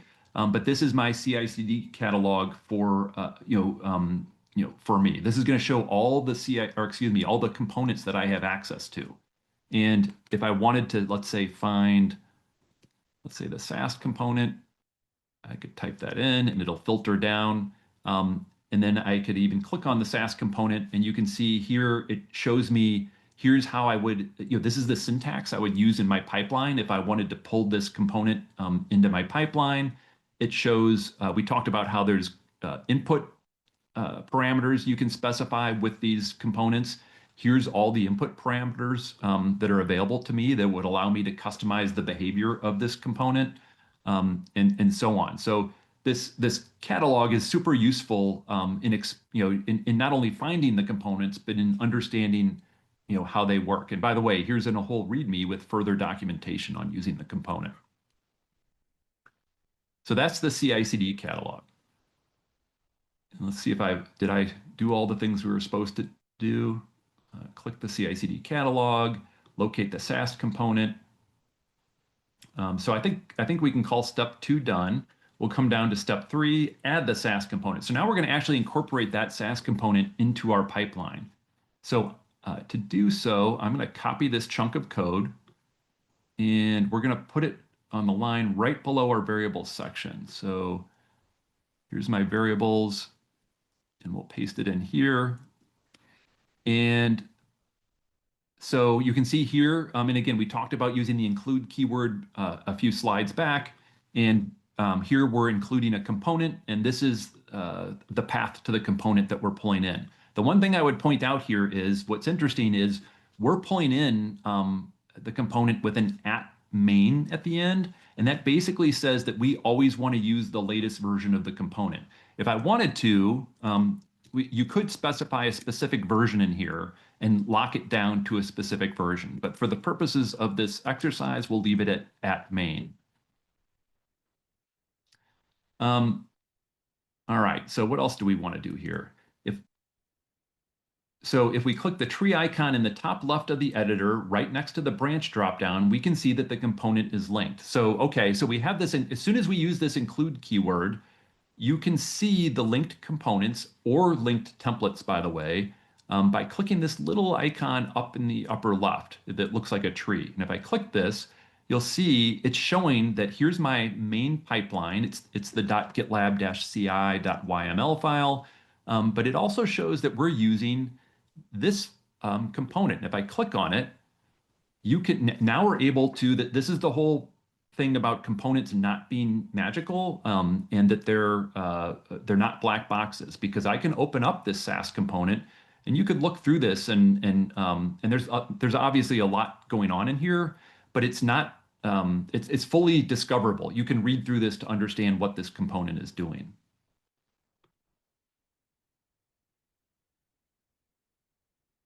And it looks like they want to modify how we're pulling in the component. So I'm going to copy this, and I'm going to replace what we have in my pipeline with the version that we have here, because what we're going to do is we're overriding one of the input parameters. We're changing one of the parameters is called search max depth, and we're assigning it to a value of 12. And by the way, if we go back real quick to the component by clicking on it up here, we can see here's the components. It's defined all its input parameters, and you can see that, let's see, search max depth is right here, and it defaults to 4. So if I didn't specify a value of 12 in my pipeline, it would have defaulted to 4. By the way, and if you're wondering, by the way, what the heck is search max depth, this tells the security scanner how many levels deep to scan when it does its scanning of your project. So by default, it's only going to scan 4 levels deep into your project, but we're changing it to 12, so it'll scan up to 12 directory levels deep when we run it. So we're setting it to 12. All right, so I think that's it for step 3. So step 4. It says adding templates. To take a look at the component we just added, some of this maybe we've already done. Look near the top edge of the page. Yeah, so I think we did all this. We looked at the component. But we now want to click the link for the SAS component link that will open, and we pulled it up, we looked at the SAS component, we saw the code, we saw all the input parameters. Oh, and the one thing we didn't do is you can also, when you're editing your pipeline here, there's this tab over here that says full configuration. And here you're able to see essentially what this does is it shows the pipeline as GitLab is going to see it when your pipeline runs. Because when you include a template or you include a component into your pipeline, it's essentially pulling in all the YAML from that component or that template into your pipeline. And so this full configuration is really, if we looked through this closely, what we're looking at in full configuration is a combination of all the YAML from the component and all the YAML from our pipeline. So you can kind of see things in the way that GitLab is going to end up ultimately processing this. All right, so now that we have SAST incorporated, let's add a few more security templates to our project to confirm that our code is secure. So edit your include section and replace it with this. So I'm going to copy this, go back to my edit tab, and I'm going to replace this whole include section. And you can see, so now we're including the component, we're setting the search max depth on that component to 12, but we're also pulling in 2 templates. And now, if we go back and look at the tree view of our pipeline, here's our main pipeline, here's our SAST component, but now there's 2 other things we're referencing, a dependency scanning template and a secret detection template. So now we have visibility into all the files being used in our pipeline. So I think that takes care of step 4. Step 5, using inheritance to enhance our pipeline. So first, they want us to navigate back to the tab with our pipeline editor open, and now we will create a new secret detection job that will overwrite some of the functionality from the template we included. The below code sets up the new job and has it run as soon as the pipeline begins, and they want us to add it to the end of our pipeline file. So I'm going to copy this, and we'll come to the end. I'll add a blank line and we'll paste it in. And so what we're doing here is one of the things we've included is a secret detection template. And that's going to add a job to our pipeline that, and the job's called secret detection, exactly like this. And this is just showing you how we can override and sort of customize how that secret detection job works. We're changing the stage that it runs in, and we're changing it to, and again, if you can go back to when we learned about the needs keyword, we're telling it doesn't need anything. In other words, we're allowing the secret detection job to start running as soon as the pipeline starts executing, instead of waiting for anything else to execute first. But there's one more thing we need to do. We need to go back to our stages, which is right here, and we need to add a security stage. And the reason we're doing this is because we've told secret detection that it's going to run in a security stage. So we need to make sure that that stage is defined. All right, I know there's a lot to this particular workshop, and we haven't committed in a while, but I think we're nearing the end. Earlier we talked about artifacts. So here's our opportunity to actually use artifacts. So we're going to change the build job to the content over here. So I'm going to find build, I'm going to highlight all this, and I'm going to paste in the version of the code from step 6. And really all it's doing is adding this bit at the end where it's specifying that this single file is one that we're going to hold on to as an artifact, and it's called gemfile.lock. And we're only going to hold on to it for an hour. So it will get deleted after an hour. But I think having done all that, we're now at the point where we can commit, and I'll just cheat and steal their commit message. So implement security in pipeline configuration, commit changes, commit changes. And then as we've seen earlier, this will kick off a new pipeline. So this new version of the pipeline will start running. And if we go look at it, you can see now so if you remember, we pulled in the SAST component, we pulled in the secret detection template, we pulled in the dependency scanning template, and so you can see here, all those templates and that component have introduced all these jobs into our pipeline. There's the secret detection job, there's the dependency scanning job, and here's the SAST scan from our component. So the one thing that will be interesting is when this build job completes, we should have access to that, to this artifact that we've specified needs to be retained. So this gemfile.lock is a file that's being kept as an artifact, and it should be retained after the build job completes. And if it finishes pretty quickly, I'll show this to you. Otherwise, we might want to just come back to this. We don't have to wait, by the way, for the whole pipeline to finish, just waiting for the build job to finish. And I'm impatient. When I'm impatient, I start refreshing the page over and over again. But let me give it one more shot. Well, this, we'll go into it and let me see how far along we are. I think it's close to finishing. All right, well, how about this? Well, let's move on and we'll come back and check on this when we get to the next workshop. If you want to, you can, in your environments, you can check on this build job. Oh, wait. Oh, see, if I just keep talking, it finishes. So you'll see here, I now have this job artifacts section, and I can either just download all of them, I can keep them, or I can browse. And you'll see in there is an artifact called gemfile.lock, just like we specified we wanted to have kept from the pipeline. Okay, good. I think that means we're done with this workshop. I'm going to come to the bottom and close my issue, and we can go back to the next chapter. And I'll get us all set up for the next one.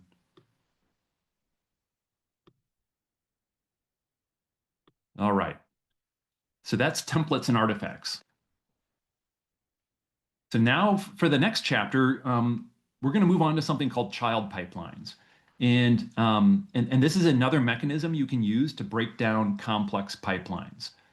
So not only can you use it to break down complex pipelines, but another use case for it is, what if you have pipelines where you want the security team to own, let's say, the security jobs within the pipeline, and they maintain that part of the pipeline, and then maybe a development team can own the rest of the pipeline. That's another use case of child pipelines, where you can have pipelines sort of broken up and different ownership of each part of the pipeline. We're still moving on in the overall workshop. So if you can see where we're at, we're in the child pipelines chapter. We have dynamic pipelines, and then there's a few short things to sort of wrap things up. Okay, so our security team loves the SAST scan that we added, but they also have their own set of scans that they want to run. So this is a case of sort of like what I just described, where in this example, we're going to break out the SAST scans into a child pipeline. All right, so far we've treated, so since the beginning of this workshop, we've treated the pipeline as one monolithic workflow. But in a real enterprise, different teams often have different responsibilities, and that's where downstream pipelines come in. Downstream pipelines enable collaboration where different teams, as we talked about, can own different parts of the larger workflow. And it also supports, child pipelines and downstream pipelines support separation of concerns, where the main pipeline doesn't need to know, let's say, the details of the child pipeline. And there are two types of downstream pipelines in GitLab. The first is parent-child, and this is the most simplistic one. This is essentially where you're able to break up a pipeline within a single project. And you essentially have your .gitlab-ci.yml, and then you have the rest of your pipeline code in a separate file.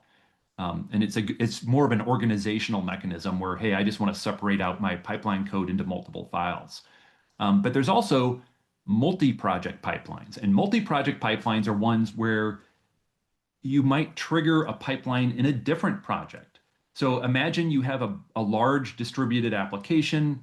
Maybe it's some microservice application, who knows? It's spread across multiple projects. Um, that would be a good use case for a multi-project pipeline where one microservice, maybe when it builds, it can trigger another microservice project to do its build or something along those lines. And a few laps ago, we talked about rules and how they can give you control over when a job runs. Well, that same power applies to your child pipelines. So using the rules shown here on the right, you can define exactly which conditions should trigger your downstream pipelines. In this way, you can sort of only run your downstream pipelines when necessary, preventing unnecessary runs and making your whole CI/CD process more efficient. Okay, auto canceling pipelines. So this is important, and it's something that's easy to add. You can see the YAML there on the right, where you can say auto cancel on job failure all. So imagine you have a really big pipeline. Maybe it has 50 jobs in it. And the very first job in the pipeline fails.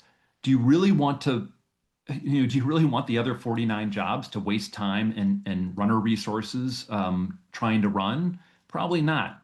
And that's what this auto cancel keyword is for. It's a simple top level setting in our YAML that when you add it, it creates a fail fast workflow where you're telling GitLab essentially, hey, the moment any job within this pipeline fails, just cancel everything else. We don't even care about it anymore. Once that one job fails, just cancel everything and terminate all the jobs within the pipeline. And with that, we're already up to the next workshop. So I'm going to go back here, and I'm going to open my child pipelines issue, and we're gonna build our own child pipeline. And so let me do this. So it looks like our security team got wind of all the security scanning we added to our pipeline, and they want it to be added to a new pipeline that they have access to, and one in which they can control the jobs that are run. So to do this, we're going to create and link a child pipeline from our existing pipeline. And in this case, we're just going to have we're going to have the second pipeline, the security pipeline, in the same project, but it could have been added in a separate project. And by the way, the reason to put it in a separate project is then it makes it easier to, maybe you could put the second, the security scanning part of the pipeline in a project that only the security team has access to, so that they own it, they're responsible for it. That no one else, developers can't edit it. But it's easier to sort of enforce that separation of responsibilities by putting things in separate projects. But so what we're going to do for the workshop is we're going to click the name of our project in the top left, click Edit Web IDE from the main project page. And so, so we have within GitLab this, and I think Ebru had mentioned this at one point, we have what's called a Web IDE. So this is essentially Visual Studio Code, and it's baked right into GitLab, and it runs right within your browser. So if we create this, or if I click on it, I'm sorry, that's going to bring up, again, if you I'm sure everybody's used VS Code before. This is going to look super familiar. It's just Visual Studio Code right within your browser. It lets you edit your project without needing to, to git clone the files down to your PC or install any editors even on your PC, because you can do everything right here in your browser. And so unfortunately, I lost I have to jump back here for my instructions, but what they want me to do is at the top level of the project, we want to create a new folder and call it security pipeline. So I'm going to come up here and click the new folder button, and we're going to call this security pipeline. And we have a new folder. And then within security pipeline folder. They want to create a new file, and they want to call it security.gitlab-ci.yml. So I'm going to copy that because I'm probably put typos in it if I don't. And do this. And then we want to add a file. I want to give it that name. And I think all the YAML is down here. So we're going to copy and paste this YAML into our new file. Come back over to VS Code, and I'm going to paste in this is our YAML for doing the security scanning. And you can see this is the YAML that's pulling in that SAST component. It's still doing the search max depth of 12, although it's also now doing some other things. And by the way, it's in addition to pulling in the SAST component, it's also going to be doing our dependency and scanning and secret detection. So the pipeline now has all it needs to run our security tests, and I'm looking down here. Once added, click the source control button and on the left and add a relevant commit message. And I'll just steal theirs. Copy that. And then we're going to check this in. So I'm going to go back to VS Code. If you're not familiar in VS Code, the way you would check this in is you click the source control button here on the left. I'm going to put in my commit message right here. And then I'm going to click the button that says commit and push to main. And I'm going to hit continue. And this is going to check in or commit to our project or our Git repository, this new security.gitlab-ci.yml file. And so if we come back here and I refresh my project on the right, we should see we have a security policy or security pipeline folder, as you can see here, and there's the file we just added. So cool, we're in pretty good shape. We can move on to step 2 anyway. So linking the pipeline. So right now we have security pipeline over here, but it's not being called or used by our main pipeline. So that's the next step, is to make sure our main pipeline calls the security pipeline. And to do so, they want us to remove all the duplicated code in our existing pipeline. So I'm going to go to build, I'm going to pull up my pipeline editor. And so I think the easy way to do this is just take all this pipeline code that's shown here under step 2, and we're going to delete what's already in our pipeline and paste in what we copied from over on the left. And what that effectively does is it removes all the security scanning that we had in here from earlier. But now we need to link to that child pipeline. So what we're going to do is edit the stage section to be the following. So it looks like we have to add another stage called extra security. And then they want us to add a job that calls the child pipeline. And I'm going to do that down here. So here's a job, it's called downstream security. And the whole purpose of this job is to trigger the security pipeline to run, when the downstream pipeline, when the downstream security job executes. And then I think we can click this in or check this in. I'm going to highlight that message, paste it here, commit changes, and then. So this will be interesting. Once this pipeline starts, you'll be able to see what it's like for a, what it looks like when there's a child pipeline as part of your main pipeline. So you'll see here, this extra security stage has the downstream security job within it, and it says it's a trigger job.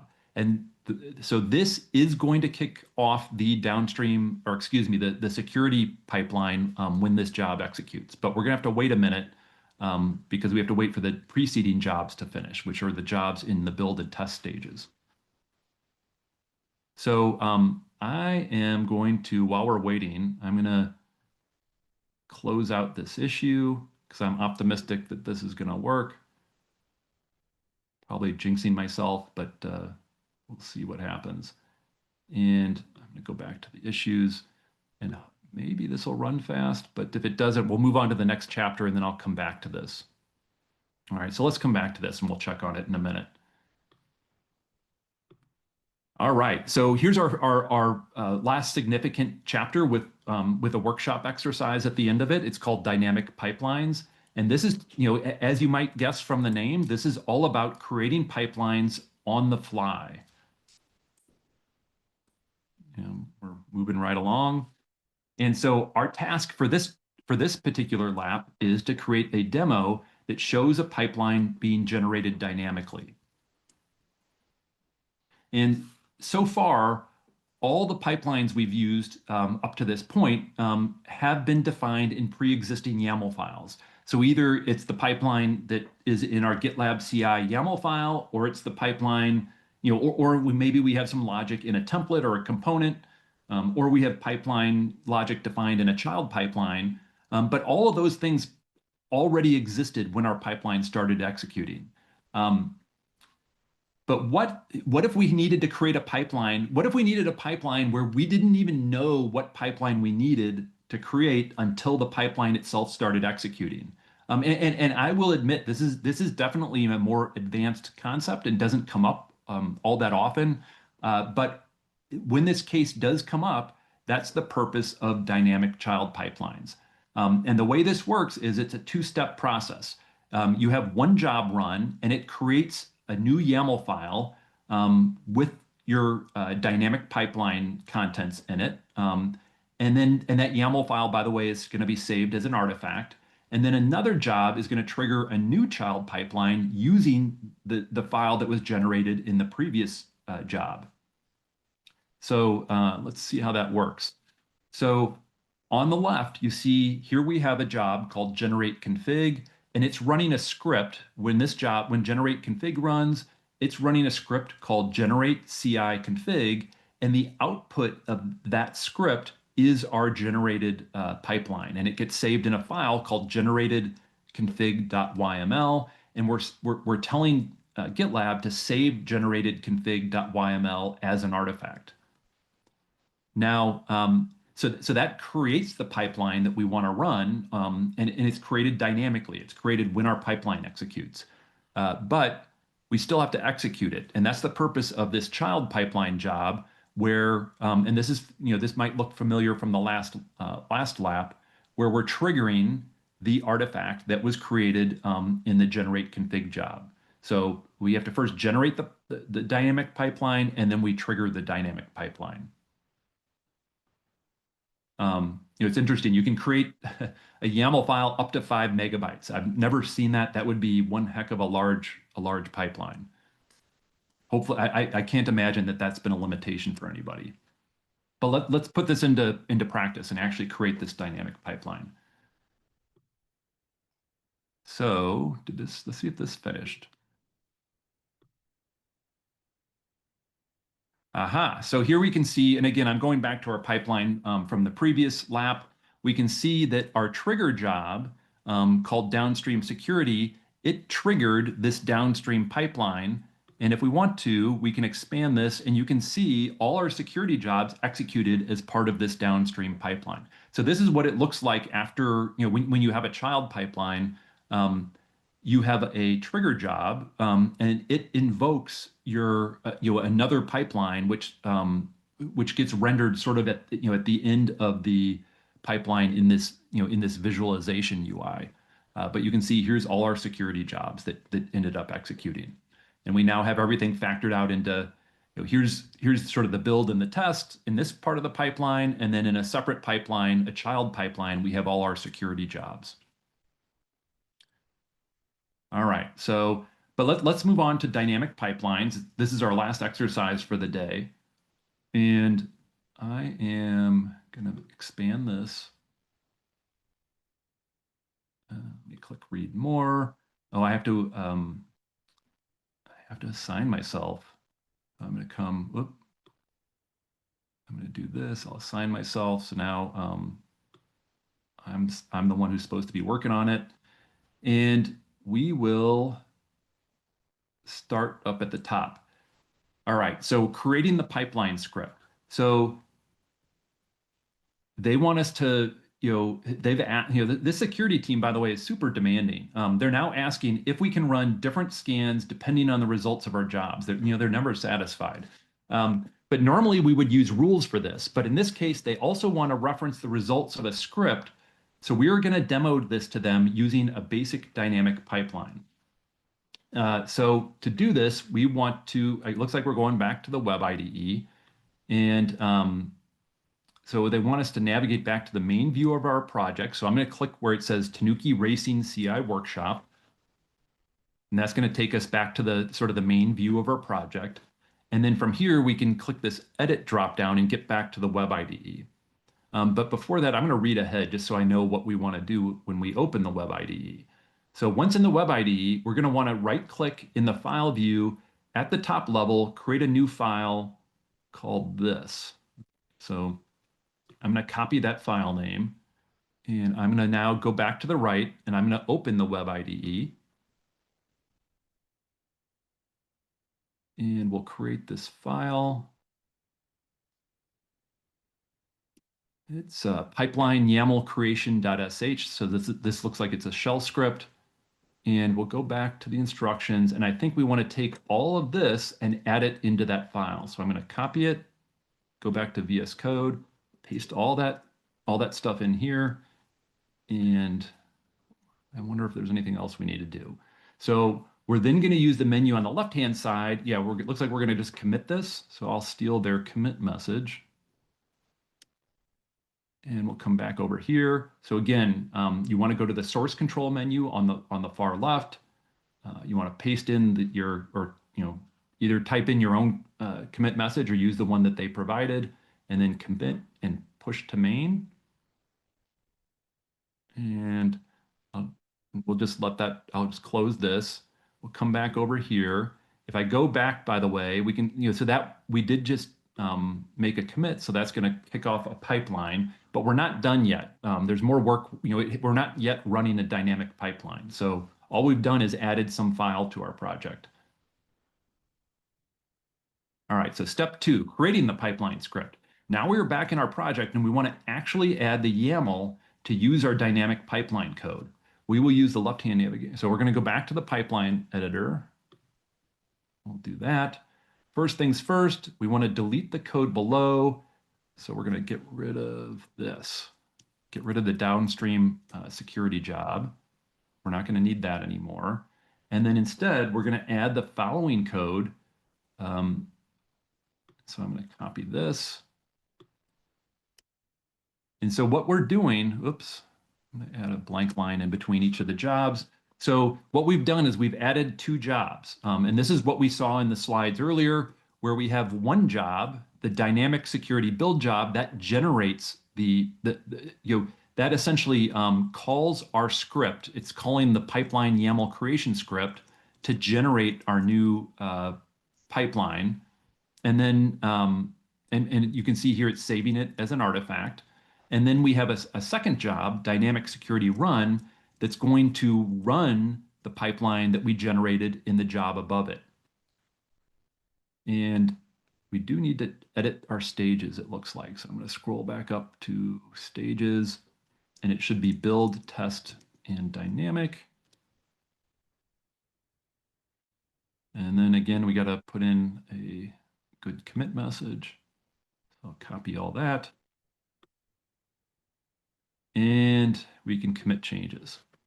So now we should, fingers crossed, we should have a functioning pipeline that demonstrates how to generate a dynamic pipeline as part of what it's doing.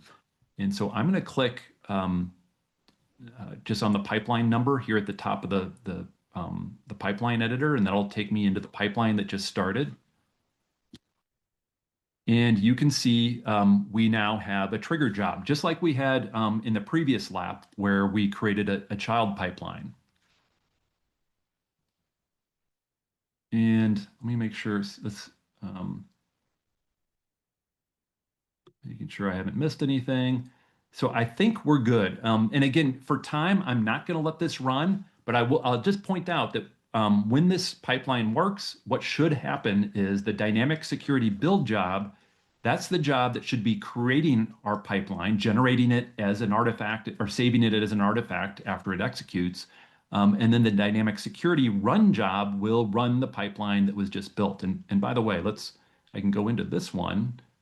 it should have as an artifact here's the pipeline that it just generated, security config.yml. Now, I guess I could download it, but I can't view it in the browser, unfortunately. But anyway, I think we're good. It looks like we've accomplished what we set out to do. Um, I'll leave it up to you to let this run all the way through. But at the end of the day, once the pipeline is generated, it's really just a child pipeline like we saw in the previous lab. All right, so I'm going to close out this issue. And I think that's the last issue we had. I'll go back. I don't think I have anything left. I've done all my issues. So once you've gone through all of this, there should be no more open issues. By the way, if you ever want to go back, you can look at the closed issues. If after this workshop's over, if you want to come back and play around with any of these, they're all still there. They're just under the closed tab. All right. So now they're just so we're nearing the end. There's a few quick topics I want to touch on before we wrap up for the day. And by the way, if you've made it through all that, great work. And this project or this particular lab, the transfer project lab, is going to show you how, if you want to save your work, all the things we've created as part of this workshop, if you want to save that off, it's going to show you how to do so, because this lab environment is going to get deleted. I think Logan said on the 27th. So after the 27th, anything you've done in here will go away unless you save it off. All right, so I think that's just repeating what I just talked about.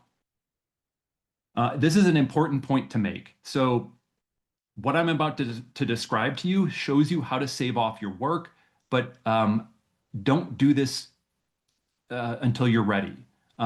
Point being is, once you've done the steps in this chapter, all the content that you've worked on will have moved out of the workshop environment. And in the workshop environment, you have access to GitLab Ultimate and not only Ultimate, but a lot of Duo functionality. And even some of the chapters or some of the features that we've exercised in this lab are features that are only available in the paid versions of GitLab. And if you move these to, let's say, a free tier of GitLab, some things within the workshop may not work. Point being is, you have 10 more days to play around in this workshop environment where you have access to all these features. And so I would leave your work here until you're done playing around in this workshop environment, and then maybe do this transfer only when you're done with the workshop environment. So the way you would go about saving your work is, you would want to, and I'll show real quick. I'm not going to actually go through all the steps, but if you go back to the Tanuki Racing CI workshop and you go into, is it courses? Oops, hold on. I should have read the instructions. It is courses. Let's see, courses. Okay, so under the courses folder, under Tanuki Racing, there's a folder called Transfer Project. And in here is a file called Transfer MD. All you have to do is click on it, and it's going to walk you through the steps to save off your work. Again, don't do this. You probably don't want to do this yet. Just do it sometime in the next 10 days before this workshop environment gets deleted. All right. All right, so we're at the final lap.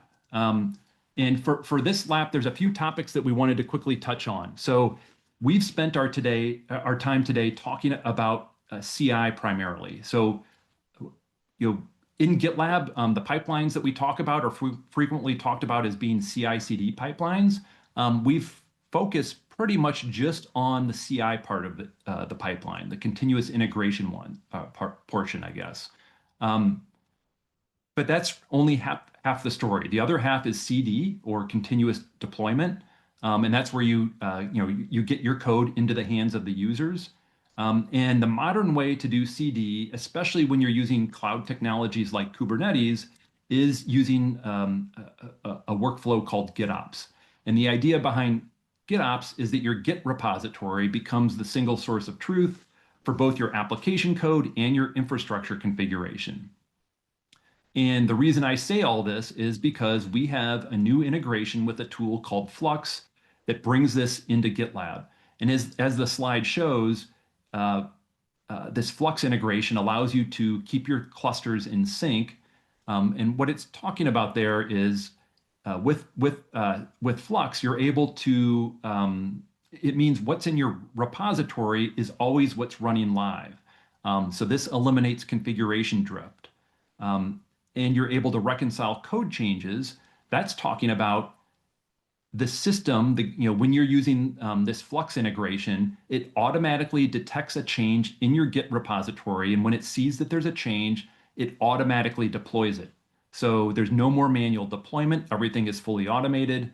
And then you can also manage your Flux installation with a Bootstrap. And all that's talking about is that we have a very, very easy way of installing and setting all this up. And to simplify this even further, we have all this wrapped up in a component. We talked earlier about CI/CD components. Well, one of the components that's available is a Flux component that makes getting started with all this very, very easy. So if you want to take advantage of GitOps, if you want to take advantage of Flux, look at the Flux component that we have in our CI/CD catalog. So I know we've covered a lot today, done a lot of talking, done a lot of workshop, from the basics of sort of just basic pipeline stuff to advanced GitOps deployments. But we here at GitLab believe we have the most complete enterprise DevOps platform on the market. But you don't have to take our word for it. As you can see here, Gartner has recognized GitLab as the leader amongst DevOps platforms. You can see we're all the way up here in the upper right.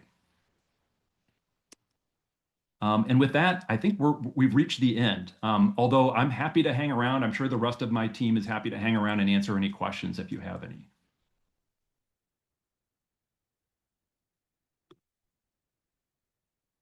Oh, geez, I was muted. I was gonna say, we'll move to a live Q&A now. If there are any outstanding questions, please throw them in the QA section or the chat, and we as a team will answer them live.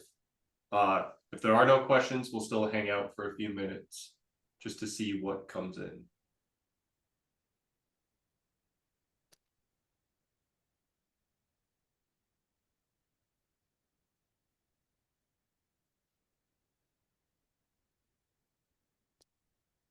While we wait for some questions, we did get a number of inquiries about running these type of events in our customer or just attending more of them. So I'm going to go ahead and send the link to the GitLab events page. 1 second while I do that. This will display all of the upcoming workshops that we have cross regionally. We do different topics such as AI, security, etc. Definitely feel free to sign up for any following workshops. There is a question. Do you have any suggestions to keep learning about this subject for free? My answer to that would be it's mostly going to be attending different events. So that events page is probably going to be your best friend, where we cover different topics, like I said. Otherwise, you can always take out a trial or reach out to an account team to get an extended trial. Through that, you'll be able to learn more about what our offerings are. Account teams can put on these types of events as well. That's probably going to be your best bet, especially for things like Ultimate, etc. And another thing I do want to say, the group, I've said it many times before, it's going to be available until the 27th. The exciting thing is, though, that we just started to launch all of our agentic capabilities. As they become available, those will also be turned on the groups you have. So agentic chat is already live and available for you to start testing out. We have one question. I don't see anything in those suggestions that affects the name of the GitLab job. John, I believe that's a reference to the last section. Yeah, I was covering this one specifically for David. There was a question about using about using inputs and trying to use some of the predefined variables like CI project path. And it turns out that based on where it gets evaluated, it wasn't doing what David wanted. So I had put in some suggestions. I think, David, I'm answering sort of live here on the cuff, but I think the second option specifically that I put in the answer should cover that, as it dynamically would create the job with the project name you want. But definitely play around with those as possible ways of doing what you want. And Sweet. then Logan, the next one I haven't read yet. I Does just anybody else read look at it. that? I'll verbalize it quick. So the question is, the pipeline I am working on has several independent stages. Right now, I have configured only one runner to execute that pipeline. However, I want to add more runners in the future. I'm trying out the child pipeline technique, but I must configure a default runner that can be used to run on the parent pipeline. Before invoking the child pipeline stage, parent pipeline stage looks for available runners. Each runner has a unique tag name, and it passes that runner tag for the child pipeline execution. Is there another way to run an entire pipeline with the same runner after adding multiple runners?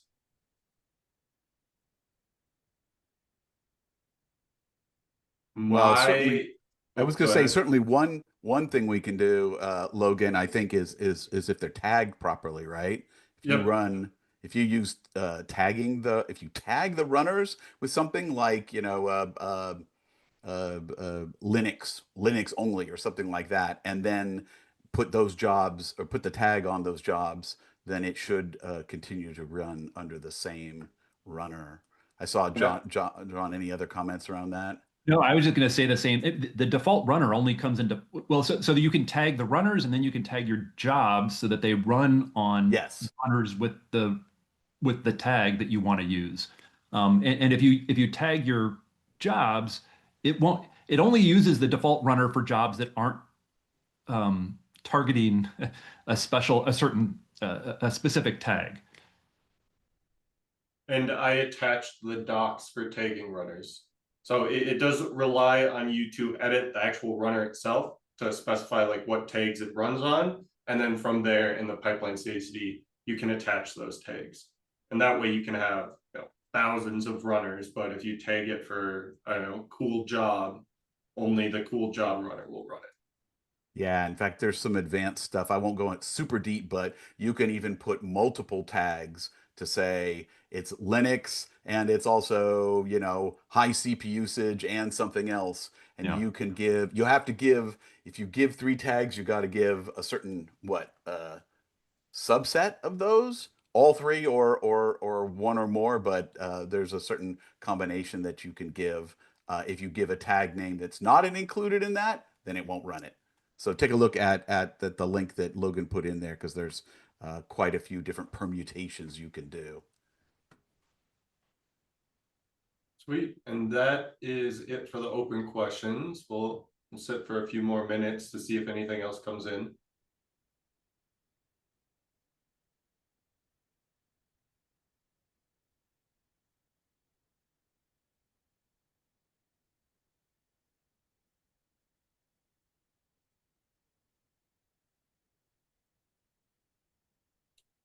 Not seeing any come in, so I think we're good to go ahead and close out.